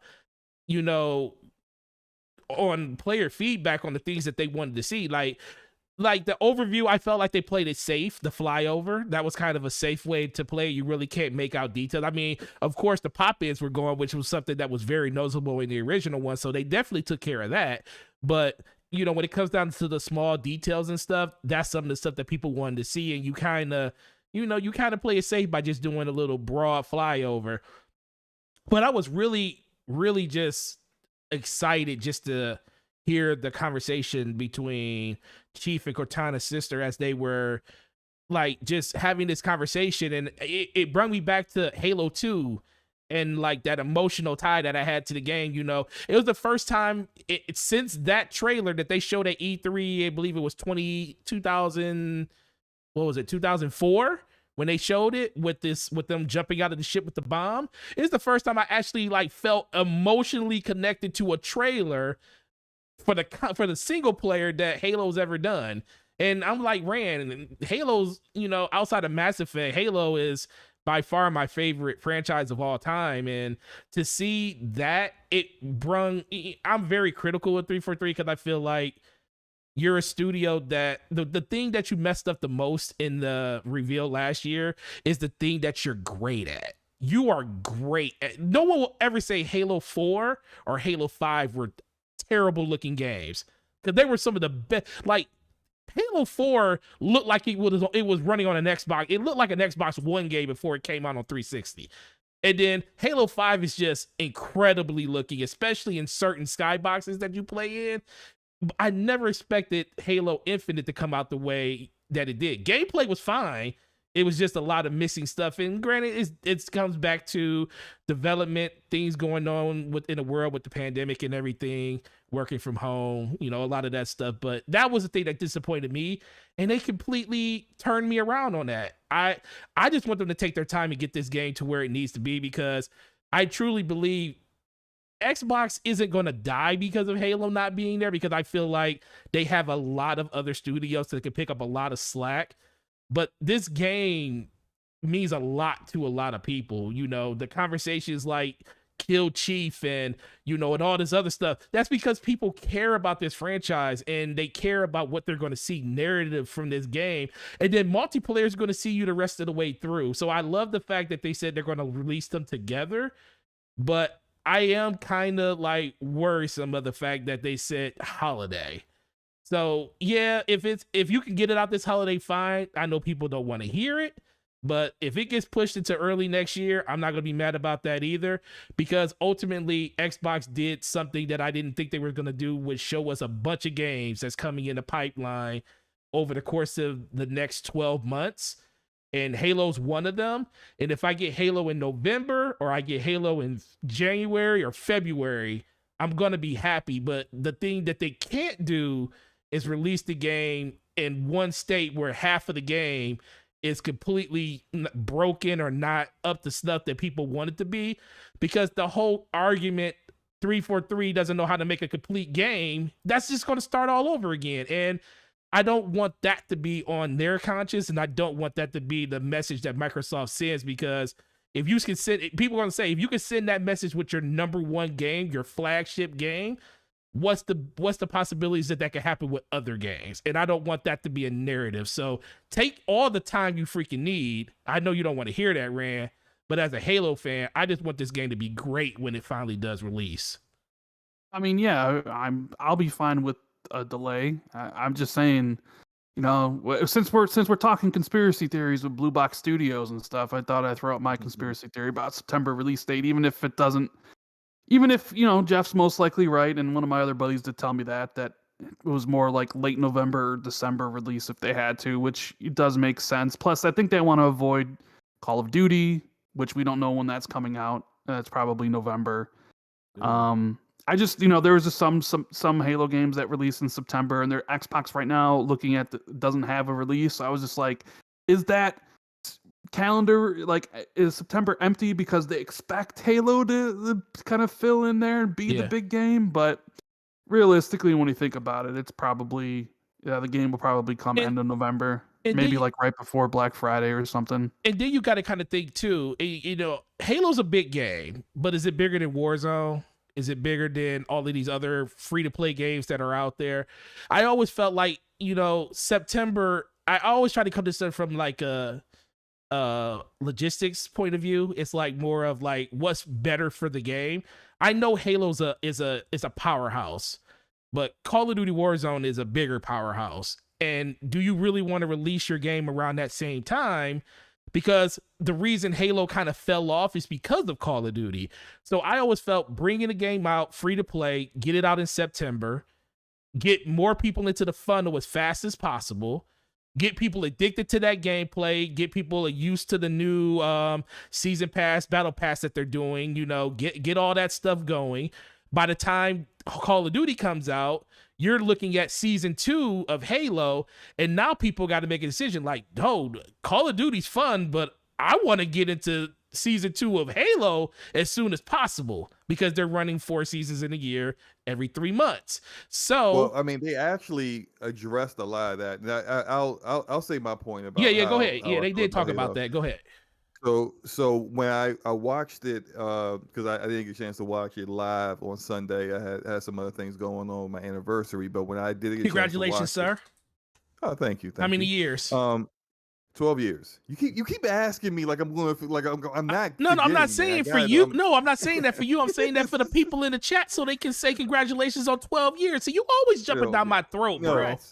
No. Okay. Maybe I thought you was trying to get me, you know, tripped up again. No, never mind, anyway. No, sir, look, no.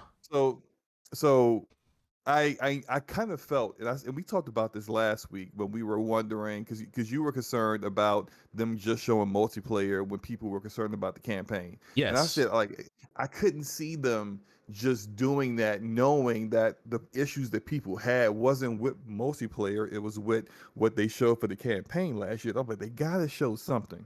Yes. And to Jeff's point, it does make sense that they didn't put together like a whole new thing like they did with the unedited footage of the campaign or part of a mission for the campaign last year, that they said no, we're not going to take people away from trying to get this ready for this year. That makes total sense to me. So I got no problems with that.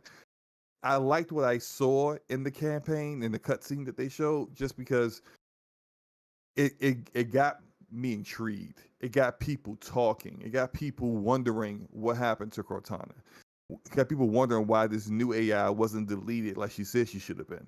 What's happening? And I like that conversation. I like to have that mystery, and it does kind of lead me to feel a little bit better about where the campaign could be and how good it may be. And I think, and we talked about this before, about by the time Joseph Staten came in, a lot of the campaign stuff was already done. So more than likely, what we play when it comes to the campaign at launch isn't going to have too much of his stamp on it, but all the additional content, because this is now going to be an ongoing game, will probably be more of, the stuff that he has been worked on and guiding as, the guy that has been lead writer for a lot of the Halo stuff going in the past. Now, with the multiplayer, and we discussed this, I didn't care for it being all in engine. I didn't care for the floating camera. I wanted to see just straight up unedited running around fighting. That's what I wanted to see.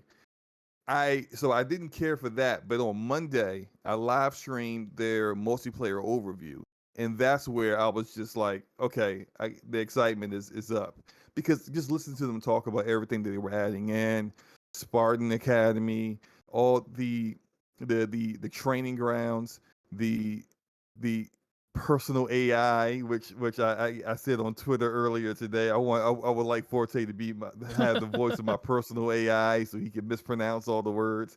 I'm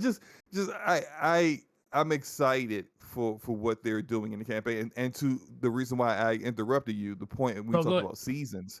I love the fact that they said that there is no, how like when you play these live games and they have seasons, there's always, like, if you're interested in the game, there's always this FOMO feeling that you might miss out on something, because like you're playing something else, but they got this season going and they may have some cosmetics specifically for the season, and it's like, oh, I really want to play. I wonder if you're gonna get those cosmetics, but I gotta do some grinding to get that. But I just don't really have the time to do that right now. I want to play something else, where it seems now what they're doing is that, like, you're not going to miss out. If you miss a season, you can still get all that same content and get caught up.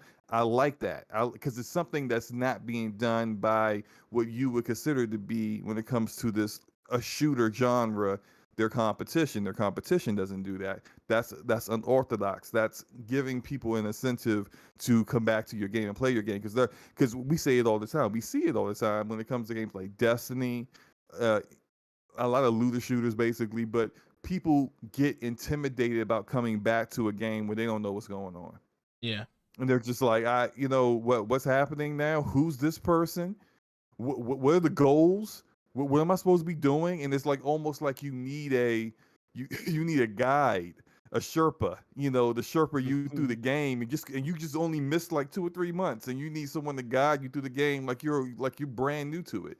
I think that they can avoid some of those traps that other games get into by doing this, and I love that. I love it. I think they got some good hype coming into coming out of E3, going into the rest of the year, and getting the game ready for launch. I do agree with you guys. I've always felt this way when it comes to whether a game is ready or not. If it's not ready, delay it. Period. Like, it doesn't matter to me if it takes it out of like whatever your plans were, if it takes it out of whatever release window you want. If it's going to be ready early 2022, then so be it.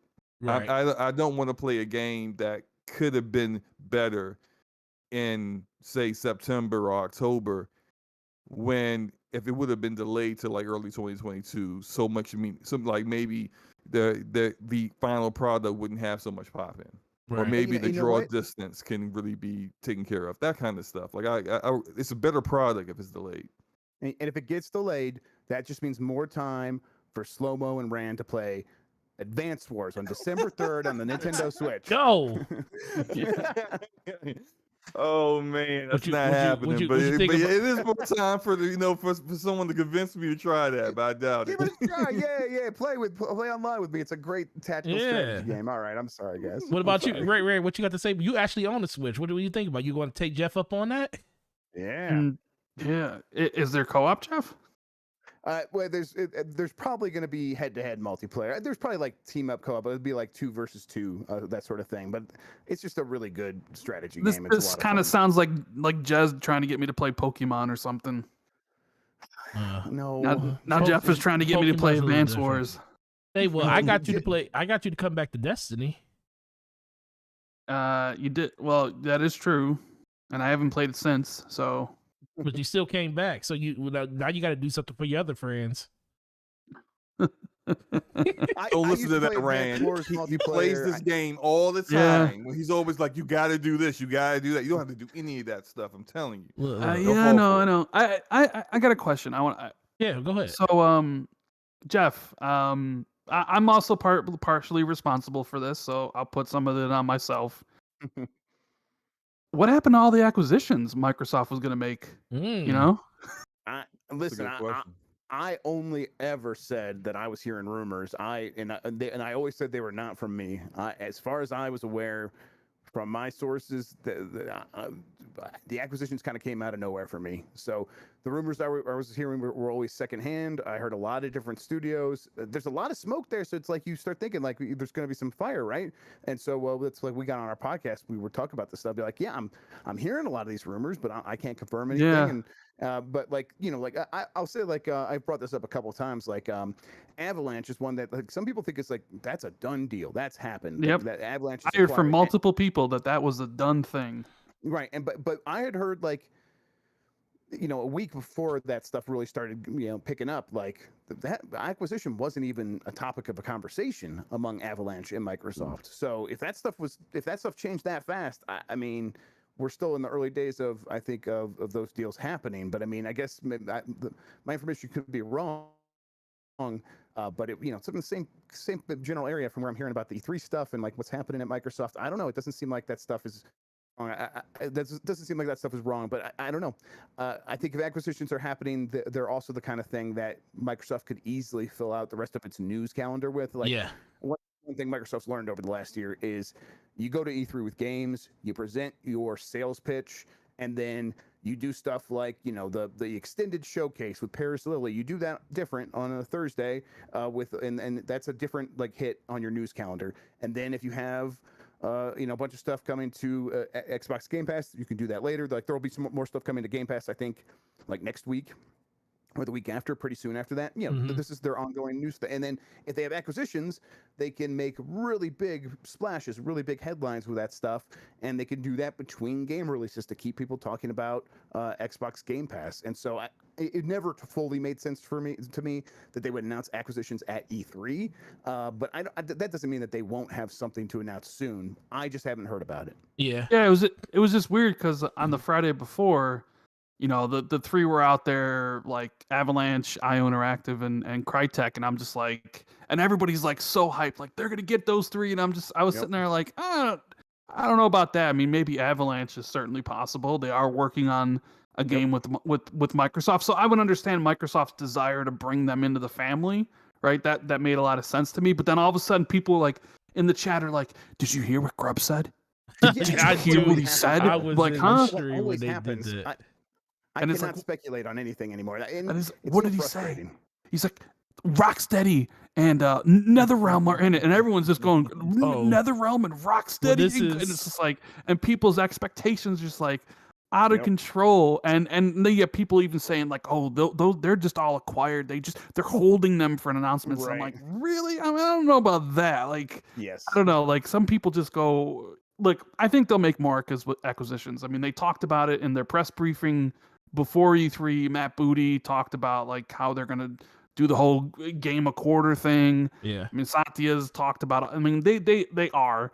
It's just that all of a sudden it went from like 0, and then the following week it was like it's 3 studios, and then it's 5 studios, and it's like, man, you guys are setting yourself up for the only one that I thought was gonna happen because I had heard from people was Avalanche. Yeah, But it even and- seemed and- like that doesn't seem to be even really true. So And the reason I felt comfortable talking about this stuff at all, like as rumors, again, I was just saying as rumors that I had heard, is I was hearing it from multiple people and people who don't run in the same circles. So it wasn't like that back looping thing where, I ask someone, and then they go ask someone, and then someone else asks me that same question. I'm like, oh, why are you asking me that? Do you know something? And it's no, it's just my same question getting back to me. It wasn't that, because it's like these people never talk to each other. This is a person from a different world inside gaming, and so, but you're hearing like similar names. Okay, well maybe there is something here, but. I don't know. I think that full list of names, I'm sure that stuff is always on their table.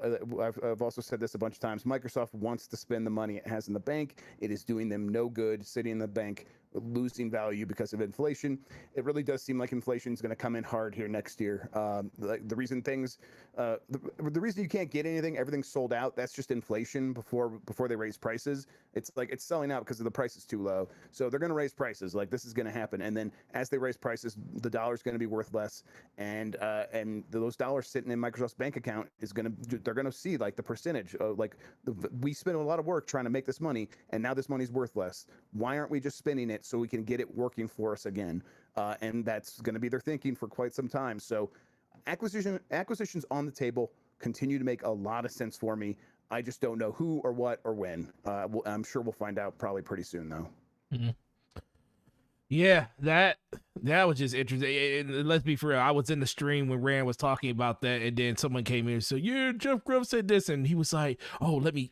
You wasn't special. Ed was on there with y'all, right? He was like, "Oh, let me guess." Rand already knew the answer to the 3. He just wanted to hype it up a little bit, but it was pretty interesting. Everybody is on. It doesn't mean some of those acquisitions. I think. Well, I saw some of the talk, and I was just like, some of them I was just like, but I definitely don't think any of this is going on. But we'll see what happens. But acquisitions they're a lengthy process. They don't take. It's not like you meet you meet with their CEO on Monday and the deal is done on Friday and being announced. Like it has to go through an entire process. Shout out to Richard Hogue from Hogue Law, who has talked about this multiple times. But there comes that they have to get the details ironed out. Then there's the letter of intent, and then there's the whole making sure that everything that was said of what we do own, our assets, our technology, our IP, our intellectual properties, are really ours and not someone else's, or there isn't, outstanding debt and all kinds of other stuff that's going on. So that stuff takes a while to get figured out and to get completed before they can officially announce that, yeah, we just acquired X studio, without them saying it too soon and then something falls apart. Then they look stupid, like, hey, we just announced Platinum Games, and then something bad happens, and now, that ain't happening. They just look silly. You look unprofessional and foolish. So and they don't need to do it at E3 either, right? E3 went fine without them doing acquisitions. So even the same year that they announced their first 5 acquisitions, they were in talks with Obsidian at that point.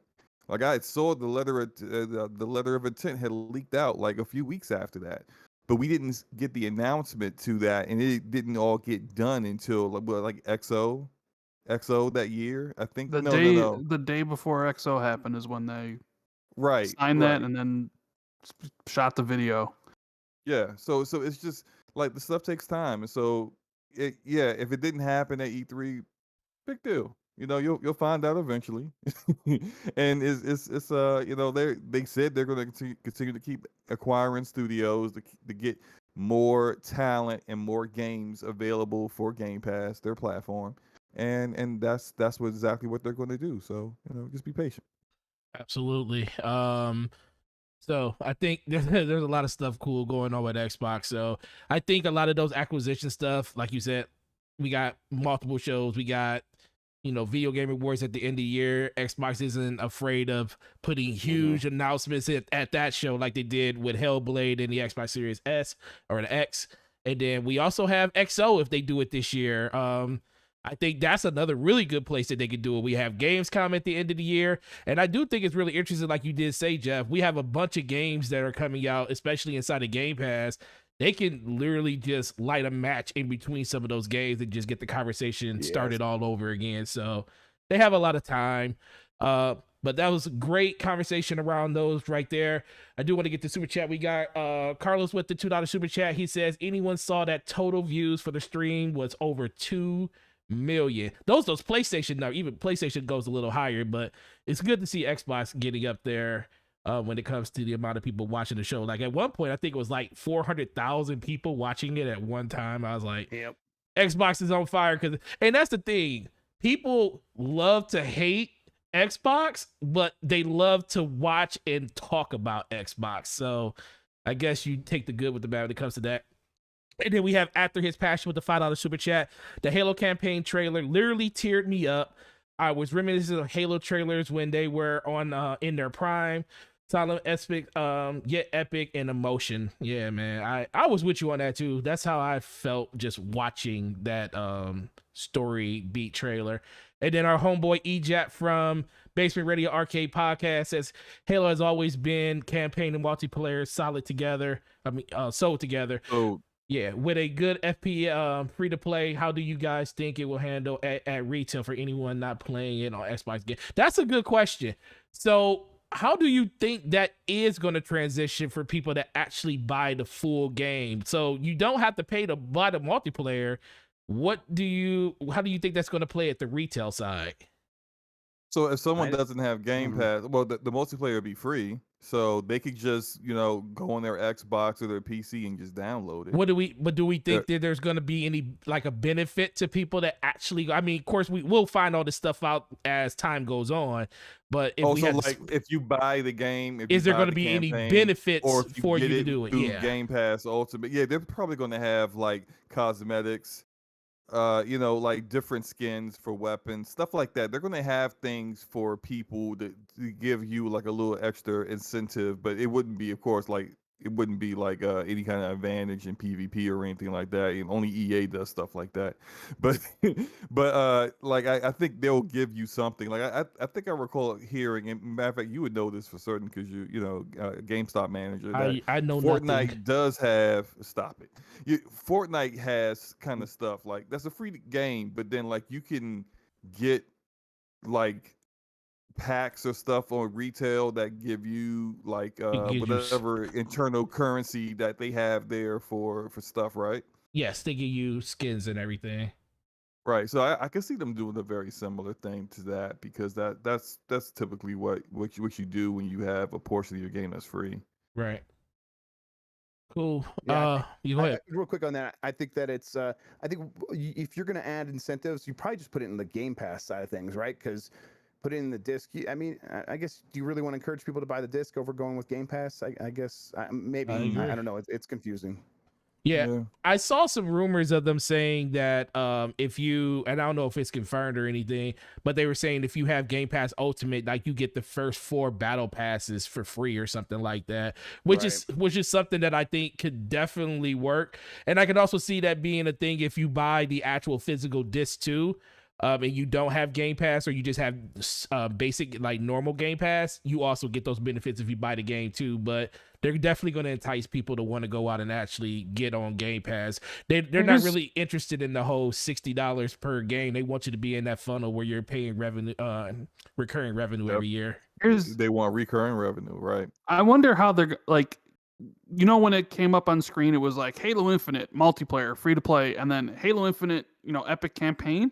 It almost seemed like they were going to be 2 separate products. I think they're going to be 2 different launchers. 2 separate, like they did with Crackdown 3, where the Crackdown multiplayer was one download and the Crackdown campaign was another download. Instead of like how Warzone, like Call of Duty Modern Warfare 2019 did it, where it was like Warzone is just an option in the menu that you click on, and then you can still buy or play the single player, right? Yeah. I do wonder which one Microsoft and Xbox will choose. Is it going to be separate, or are they going to be just one download where it's like, here's the campaign and the multiplayer, and the multiplayer is unlocked for everybody because it's free to play. But if you want, the single player, you have to pay. If you have Game Pass, it's unlocked. I will license it. Like, I'm just kind of curious to see. Jeff, do you have any idea? Like, separate download, single download? Like, what's your opinion on that? I think it would be a separate download because I bet you they are thinking years down the line, right? Like they don't want to like this is going to be the Halo multiplayer platform into the future, and if they want to do separate stuff with the campaign, and they're not going to want to tie those two things together. I don't think. They'll probably get to a certain point where even if they do ship them together, they'll want to separate them at some point. So why not just start there? I think they'll separate. Because I wish the Call of Duty was separate. I wish I could just get Warzone or just get the multiplayer or whatever. I think that would be the right choice there. I think that's probably what they'll do here. Yeah, Eric actually clarified in the chat what his question was about. He said, "I meant how will they handle campaign? Is it going to be $60 at retail for just campaign?" Oh, okay. So essentially, all the other Halos have always had campaign and multiplayer, and together. When the game launched, then it was full price game. Now with the multiplayer free, you're essentially, if you buy the game, you're although you're getting the free stuff with it, it's free. So what am I paying for? I guess he's trying to say, like, are they going to charge $60 or full price strictly just for the campaign? I think so. Yeah, I think too. that probably will be the case. Like it's a AAA game, and they spend a lot of money on it and spend a lot of time on it. So I think they're gonna if they're gonna sell it, if you're gonna buy the game instead of getting into Game Pass and Game Pass Ultimate, I think they're gonna make you pay that full price. Yeah, definitely. Carlos with the $2 super chat. Xbox has Game of the Year winners between Halo and Forza Horizon 5. And Eric Cuts for the win. Shout out to Grandma. $5 super chat says, just to piss off Rand, Nintendo won. Yeah, okay. Shout out to Eric Cuts. I saw the Spawn Wave guy saying that, and I'm just like, man, I wish I was on Spawncast this week because I'd be trolling the shit out of it. Yeah. All right. So moving on to the last thing, it's going to be a quick one so we can get everybody up out of here. E3 in general. What do we like? What needs to be better? How can they change it for the future? E3 in general, trash. It's just a waste of time. Nobody bothered showing up besides Nintendo and Xbox. All the other conferences were awful. All of them could have just been trailer dumps. There's no reason to get people to like who was the company that literally had one announcement for 7 minutes and that was the whole thing? Was that Bandai? Bandai Namco with the dark pictures. And I'm like, are you serious? Your game Gearbox too.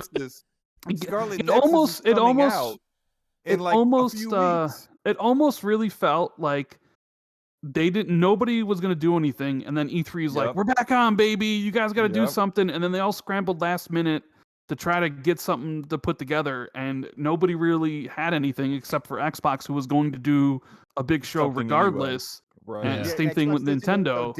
They really no. And to be clear, these are shows that if E3 didn't happen, these shows would have happened on the same days at the same time, and there would have just been no E3 branding anywhere, and it would have been the exact same thing for Nintendo and Microsoft. These things did not happen because E3 asked them. E3 was barely involved, like probably not even really involved at all. They were always going rogue. I think early in the summer, I had my summer game mess list, and I was like, publishers going rogue. Microsoft and Nintendo were rogue in terms of their presentations. They just both were like, when E3 came and said, hey, can we funnel you into E3 based on these things that you're already doing? And Nintendo and Microsoft were like, yes, of course. We want E3 to matter. So yes, you can do that. But they were doing their own thing. Yeah, I agree. I agree with you guys. And I actually felt that way early this week when I saw how just lackluster these events were, and an event like Gearbox and Bandai Namco only showing one game. Like, this is it. Like you and compared to what we've seen before, like that's not enough to do this. You could have just released that in a tweet or a trailer on your YouTube channel. Like that's crazy. And as I said before, with Bandai Namco publishes Scarlet Nexus, which is coming out in like a week from now. So you got a game coming out in 2 weeks, and you didn't do that at your E3 show. You didn't talk about it at all. Microsoft talked about your game more than you. I was shocked Scarlet Nexus wasn't on Xbox's show.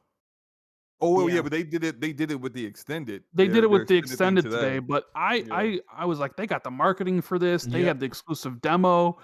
I was like, that game for sure is going to be at Xbox's show, and it wasn't. I was just like, that's strange. You know, also, like they said the Xbox show was 90 minutes, and it was less than 90 minutes, right? It's like 7 minutes less. If you know what it almost kind of felt like? It almost felt like Elden Ring was supposed to be there, like it was planned on being there. It was pulled last minute. It wasn't pulled last minute. It definitely wasn't last minute, but I think they were holding a torch for something like that for a long time. But they knew a few weeks ago that Elden Ring wasn't going to be in there because they got turned down. The Bandai Namco turned down I was going to say a number. And Bandai Namco they turned down the bag. Money. They turned down the bag, and it's. You know, it was because of there were reasons why they turned down that bag that were external, and they went with someone who was not associated with E3 and not associated with Xbox. They went to Jeff Keighley instead. But all of that happened a few weeks ago. But that's not like that's not super surprising. Like they said, 90 minutes a few weeks ago, and I think they were probably already editing the show and thought maybe Elden Ring could still be in there probably back then. So yeah, I think Elden Ring might be the gap there. You know what I want from E3? Yeah, what's up? I don't want talking heads. Like the Ubisoft thing was dragged down by all the people talking. Yes. I don't want celebrities because we know they don't give a shit about video games. I don't want musical interludes. I don't need Weezer to debut their new song. Like, I don't know. Like, I don't like that's like Summer Games Fest is okay, and it was saved by Elden Ring. Otherwise, like this year probably was the worst E3 ever. Yeah. And maybe that has a lot to do with COVID. Nobody has a lot of announcements they can make, or they can't have a studio make resources dedicated to a trailer or whatever. But I don't know, like when you're talking about the relevance of E3, this year really kind of speaks to there is no relevance.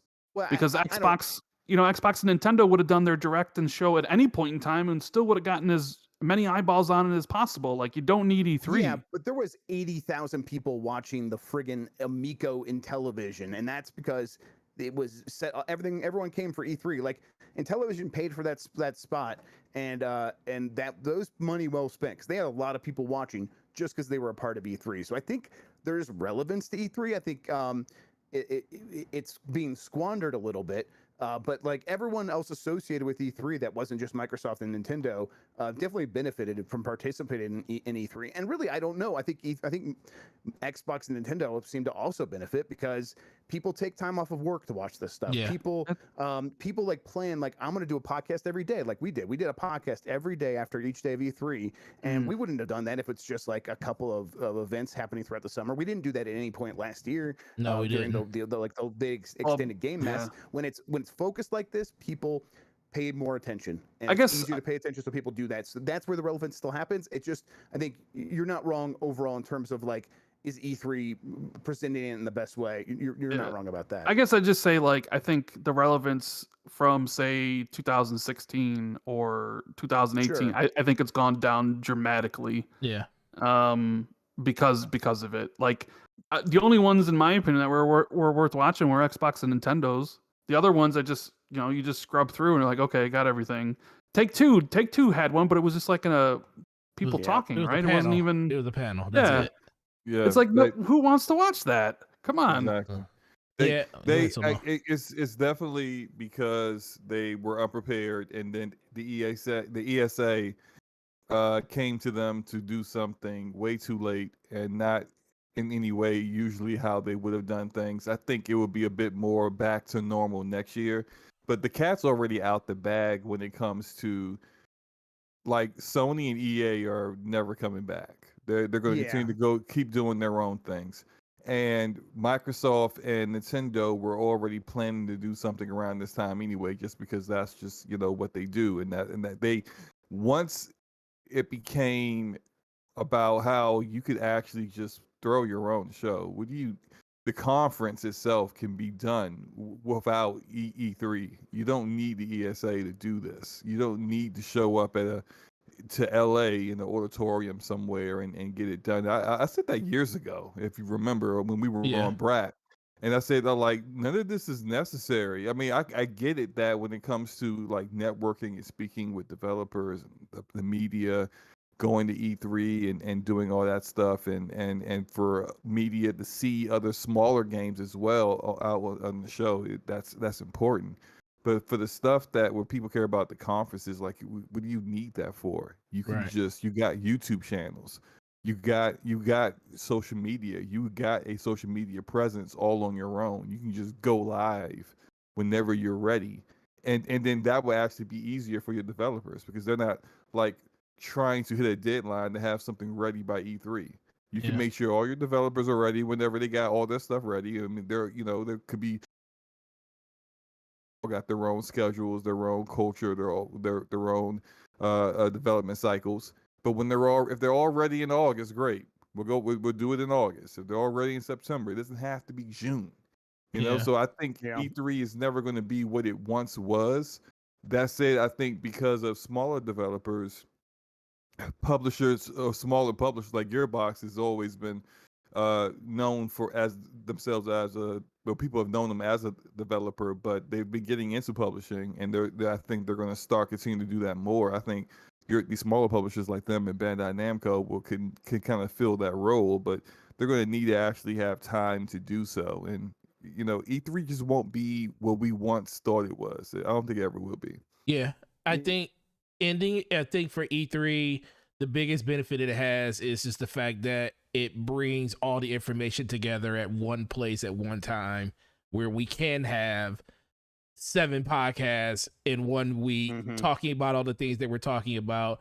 I was one of those people that took off. I always take off E3 Xbox Day. I take that day off work every day because I just want to take it in because that's what I want to do. And I used to do that with Sony too, because, well, no, I didn't, because Sony was always late at night. I used to work in the morning.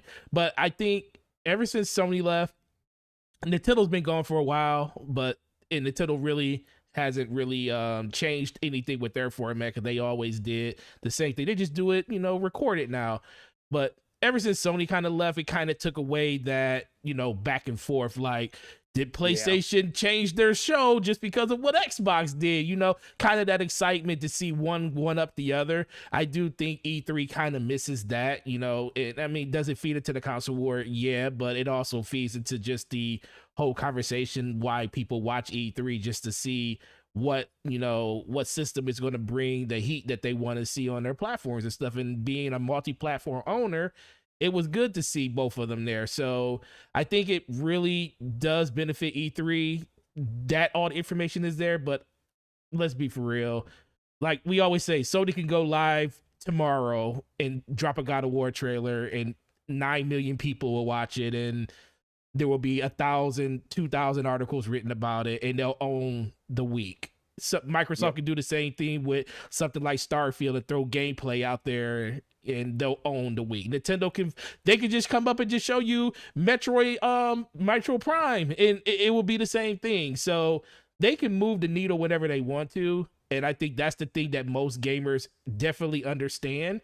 So sooner or later, I don't think E3 is gonna like dissipate and disappear or anything, but I do think it is on borrowed time, unless they can find a way to kind of just bring that magic back that, like Rain was saying, 2015, 16, stuff like that. And then we'll see a better overall engagement around that. And I think if you don't go to E3, I think that's another thing too, because it's kind of been mad because you haven't had the chance to go, see friends. And that's pretty much for people that go to E3. They work, they see their friends and hang out, go to places they ain't seen in a long time. And we haven't been able to do that. So maybe next year, that might be a thing that we can actually do.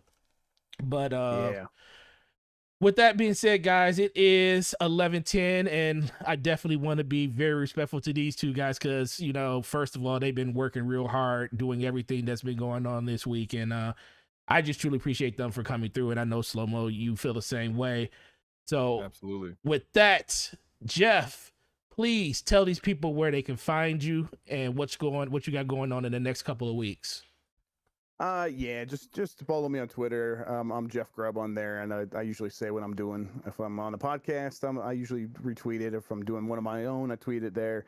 And then you can also find like a link to my Discord. I guess we got one of those vanity URLs, so I should use that. Discord.gg/GameMess. And you can hang out in the Discord with us.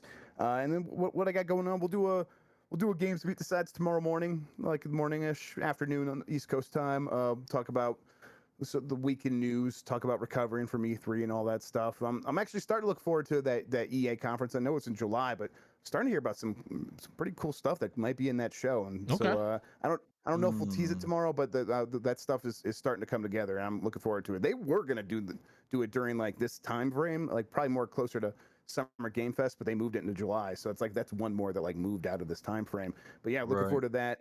And then yeah, just gamesbeat.com. I'll do all my writing there. Be writing there next week and into the future. I guess I'm going to be on Giant Bomb too. I'm doing a show with them. Congrats on that. Congrats on that, man. When I saw that, I was like, yo. Are you also still Jim Ryan's #1 fan?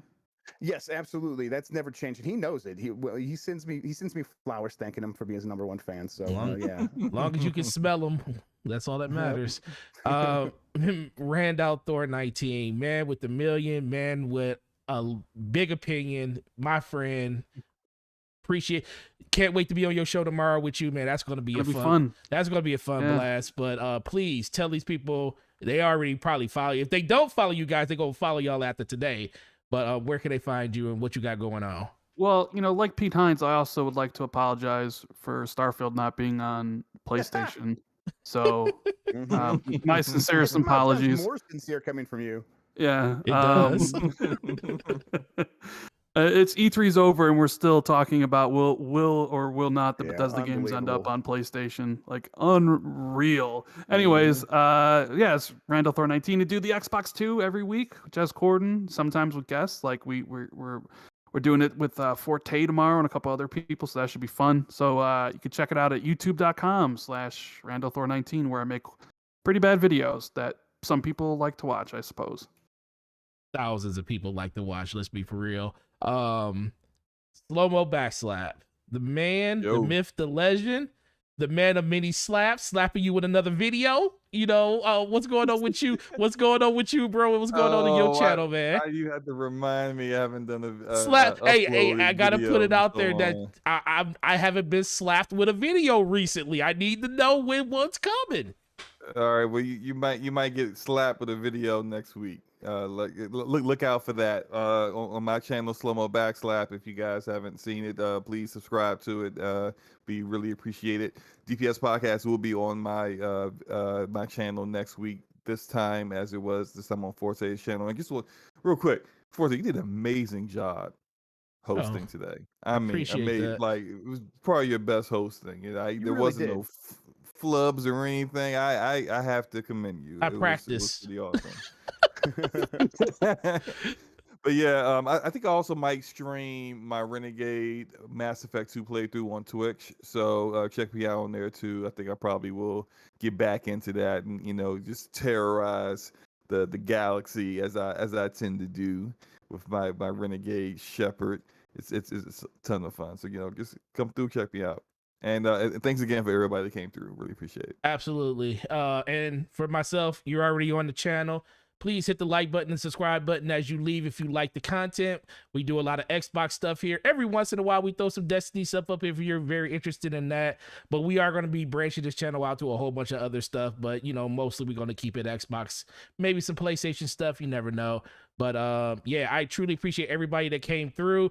I believe we peaked at 215 people, which is a record on this channel. So shout out to you guys and all the people that came through. And you guys have an amazing week. E3's over, but that doesn't mean that you need to stop playing games because there's a lot of stuff to look forward to in the next couple of weeks. And maybe some of y'all need to start playing games. Stop playing. Let me stop. I'm not. Listen. I'm not trying to start anything with people that play Twitter and not games because Twitter's a platform. You remember that, Slow-Mo? It's a platform for people. People getting trophies on Twitter for console warring, I guess. I don't know. Okay. We out of here, man. Y'all have a great week, and we will see you guys on the next DPS podcast next week on Slowmo Max's channel. All of the guests and the panel members are linked in the description. YouTube channels, Twitter accounts, hit them up. If you don't see them, refresh it because I did it in the middle of the show. And follow all these great people because the information is abundant, and I love every last one of them. Other than that, you guys have a good week. Talk to you soon. Peace. We out.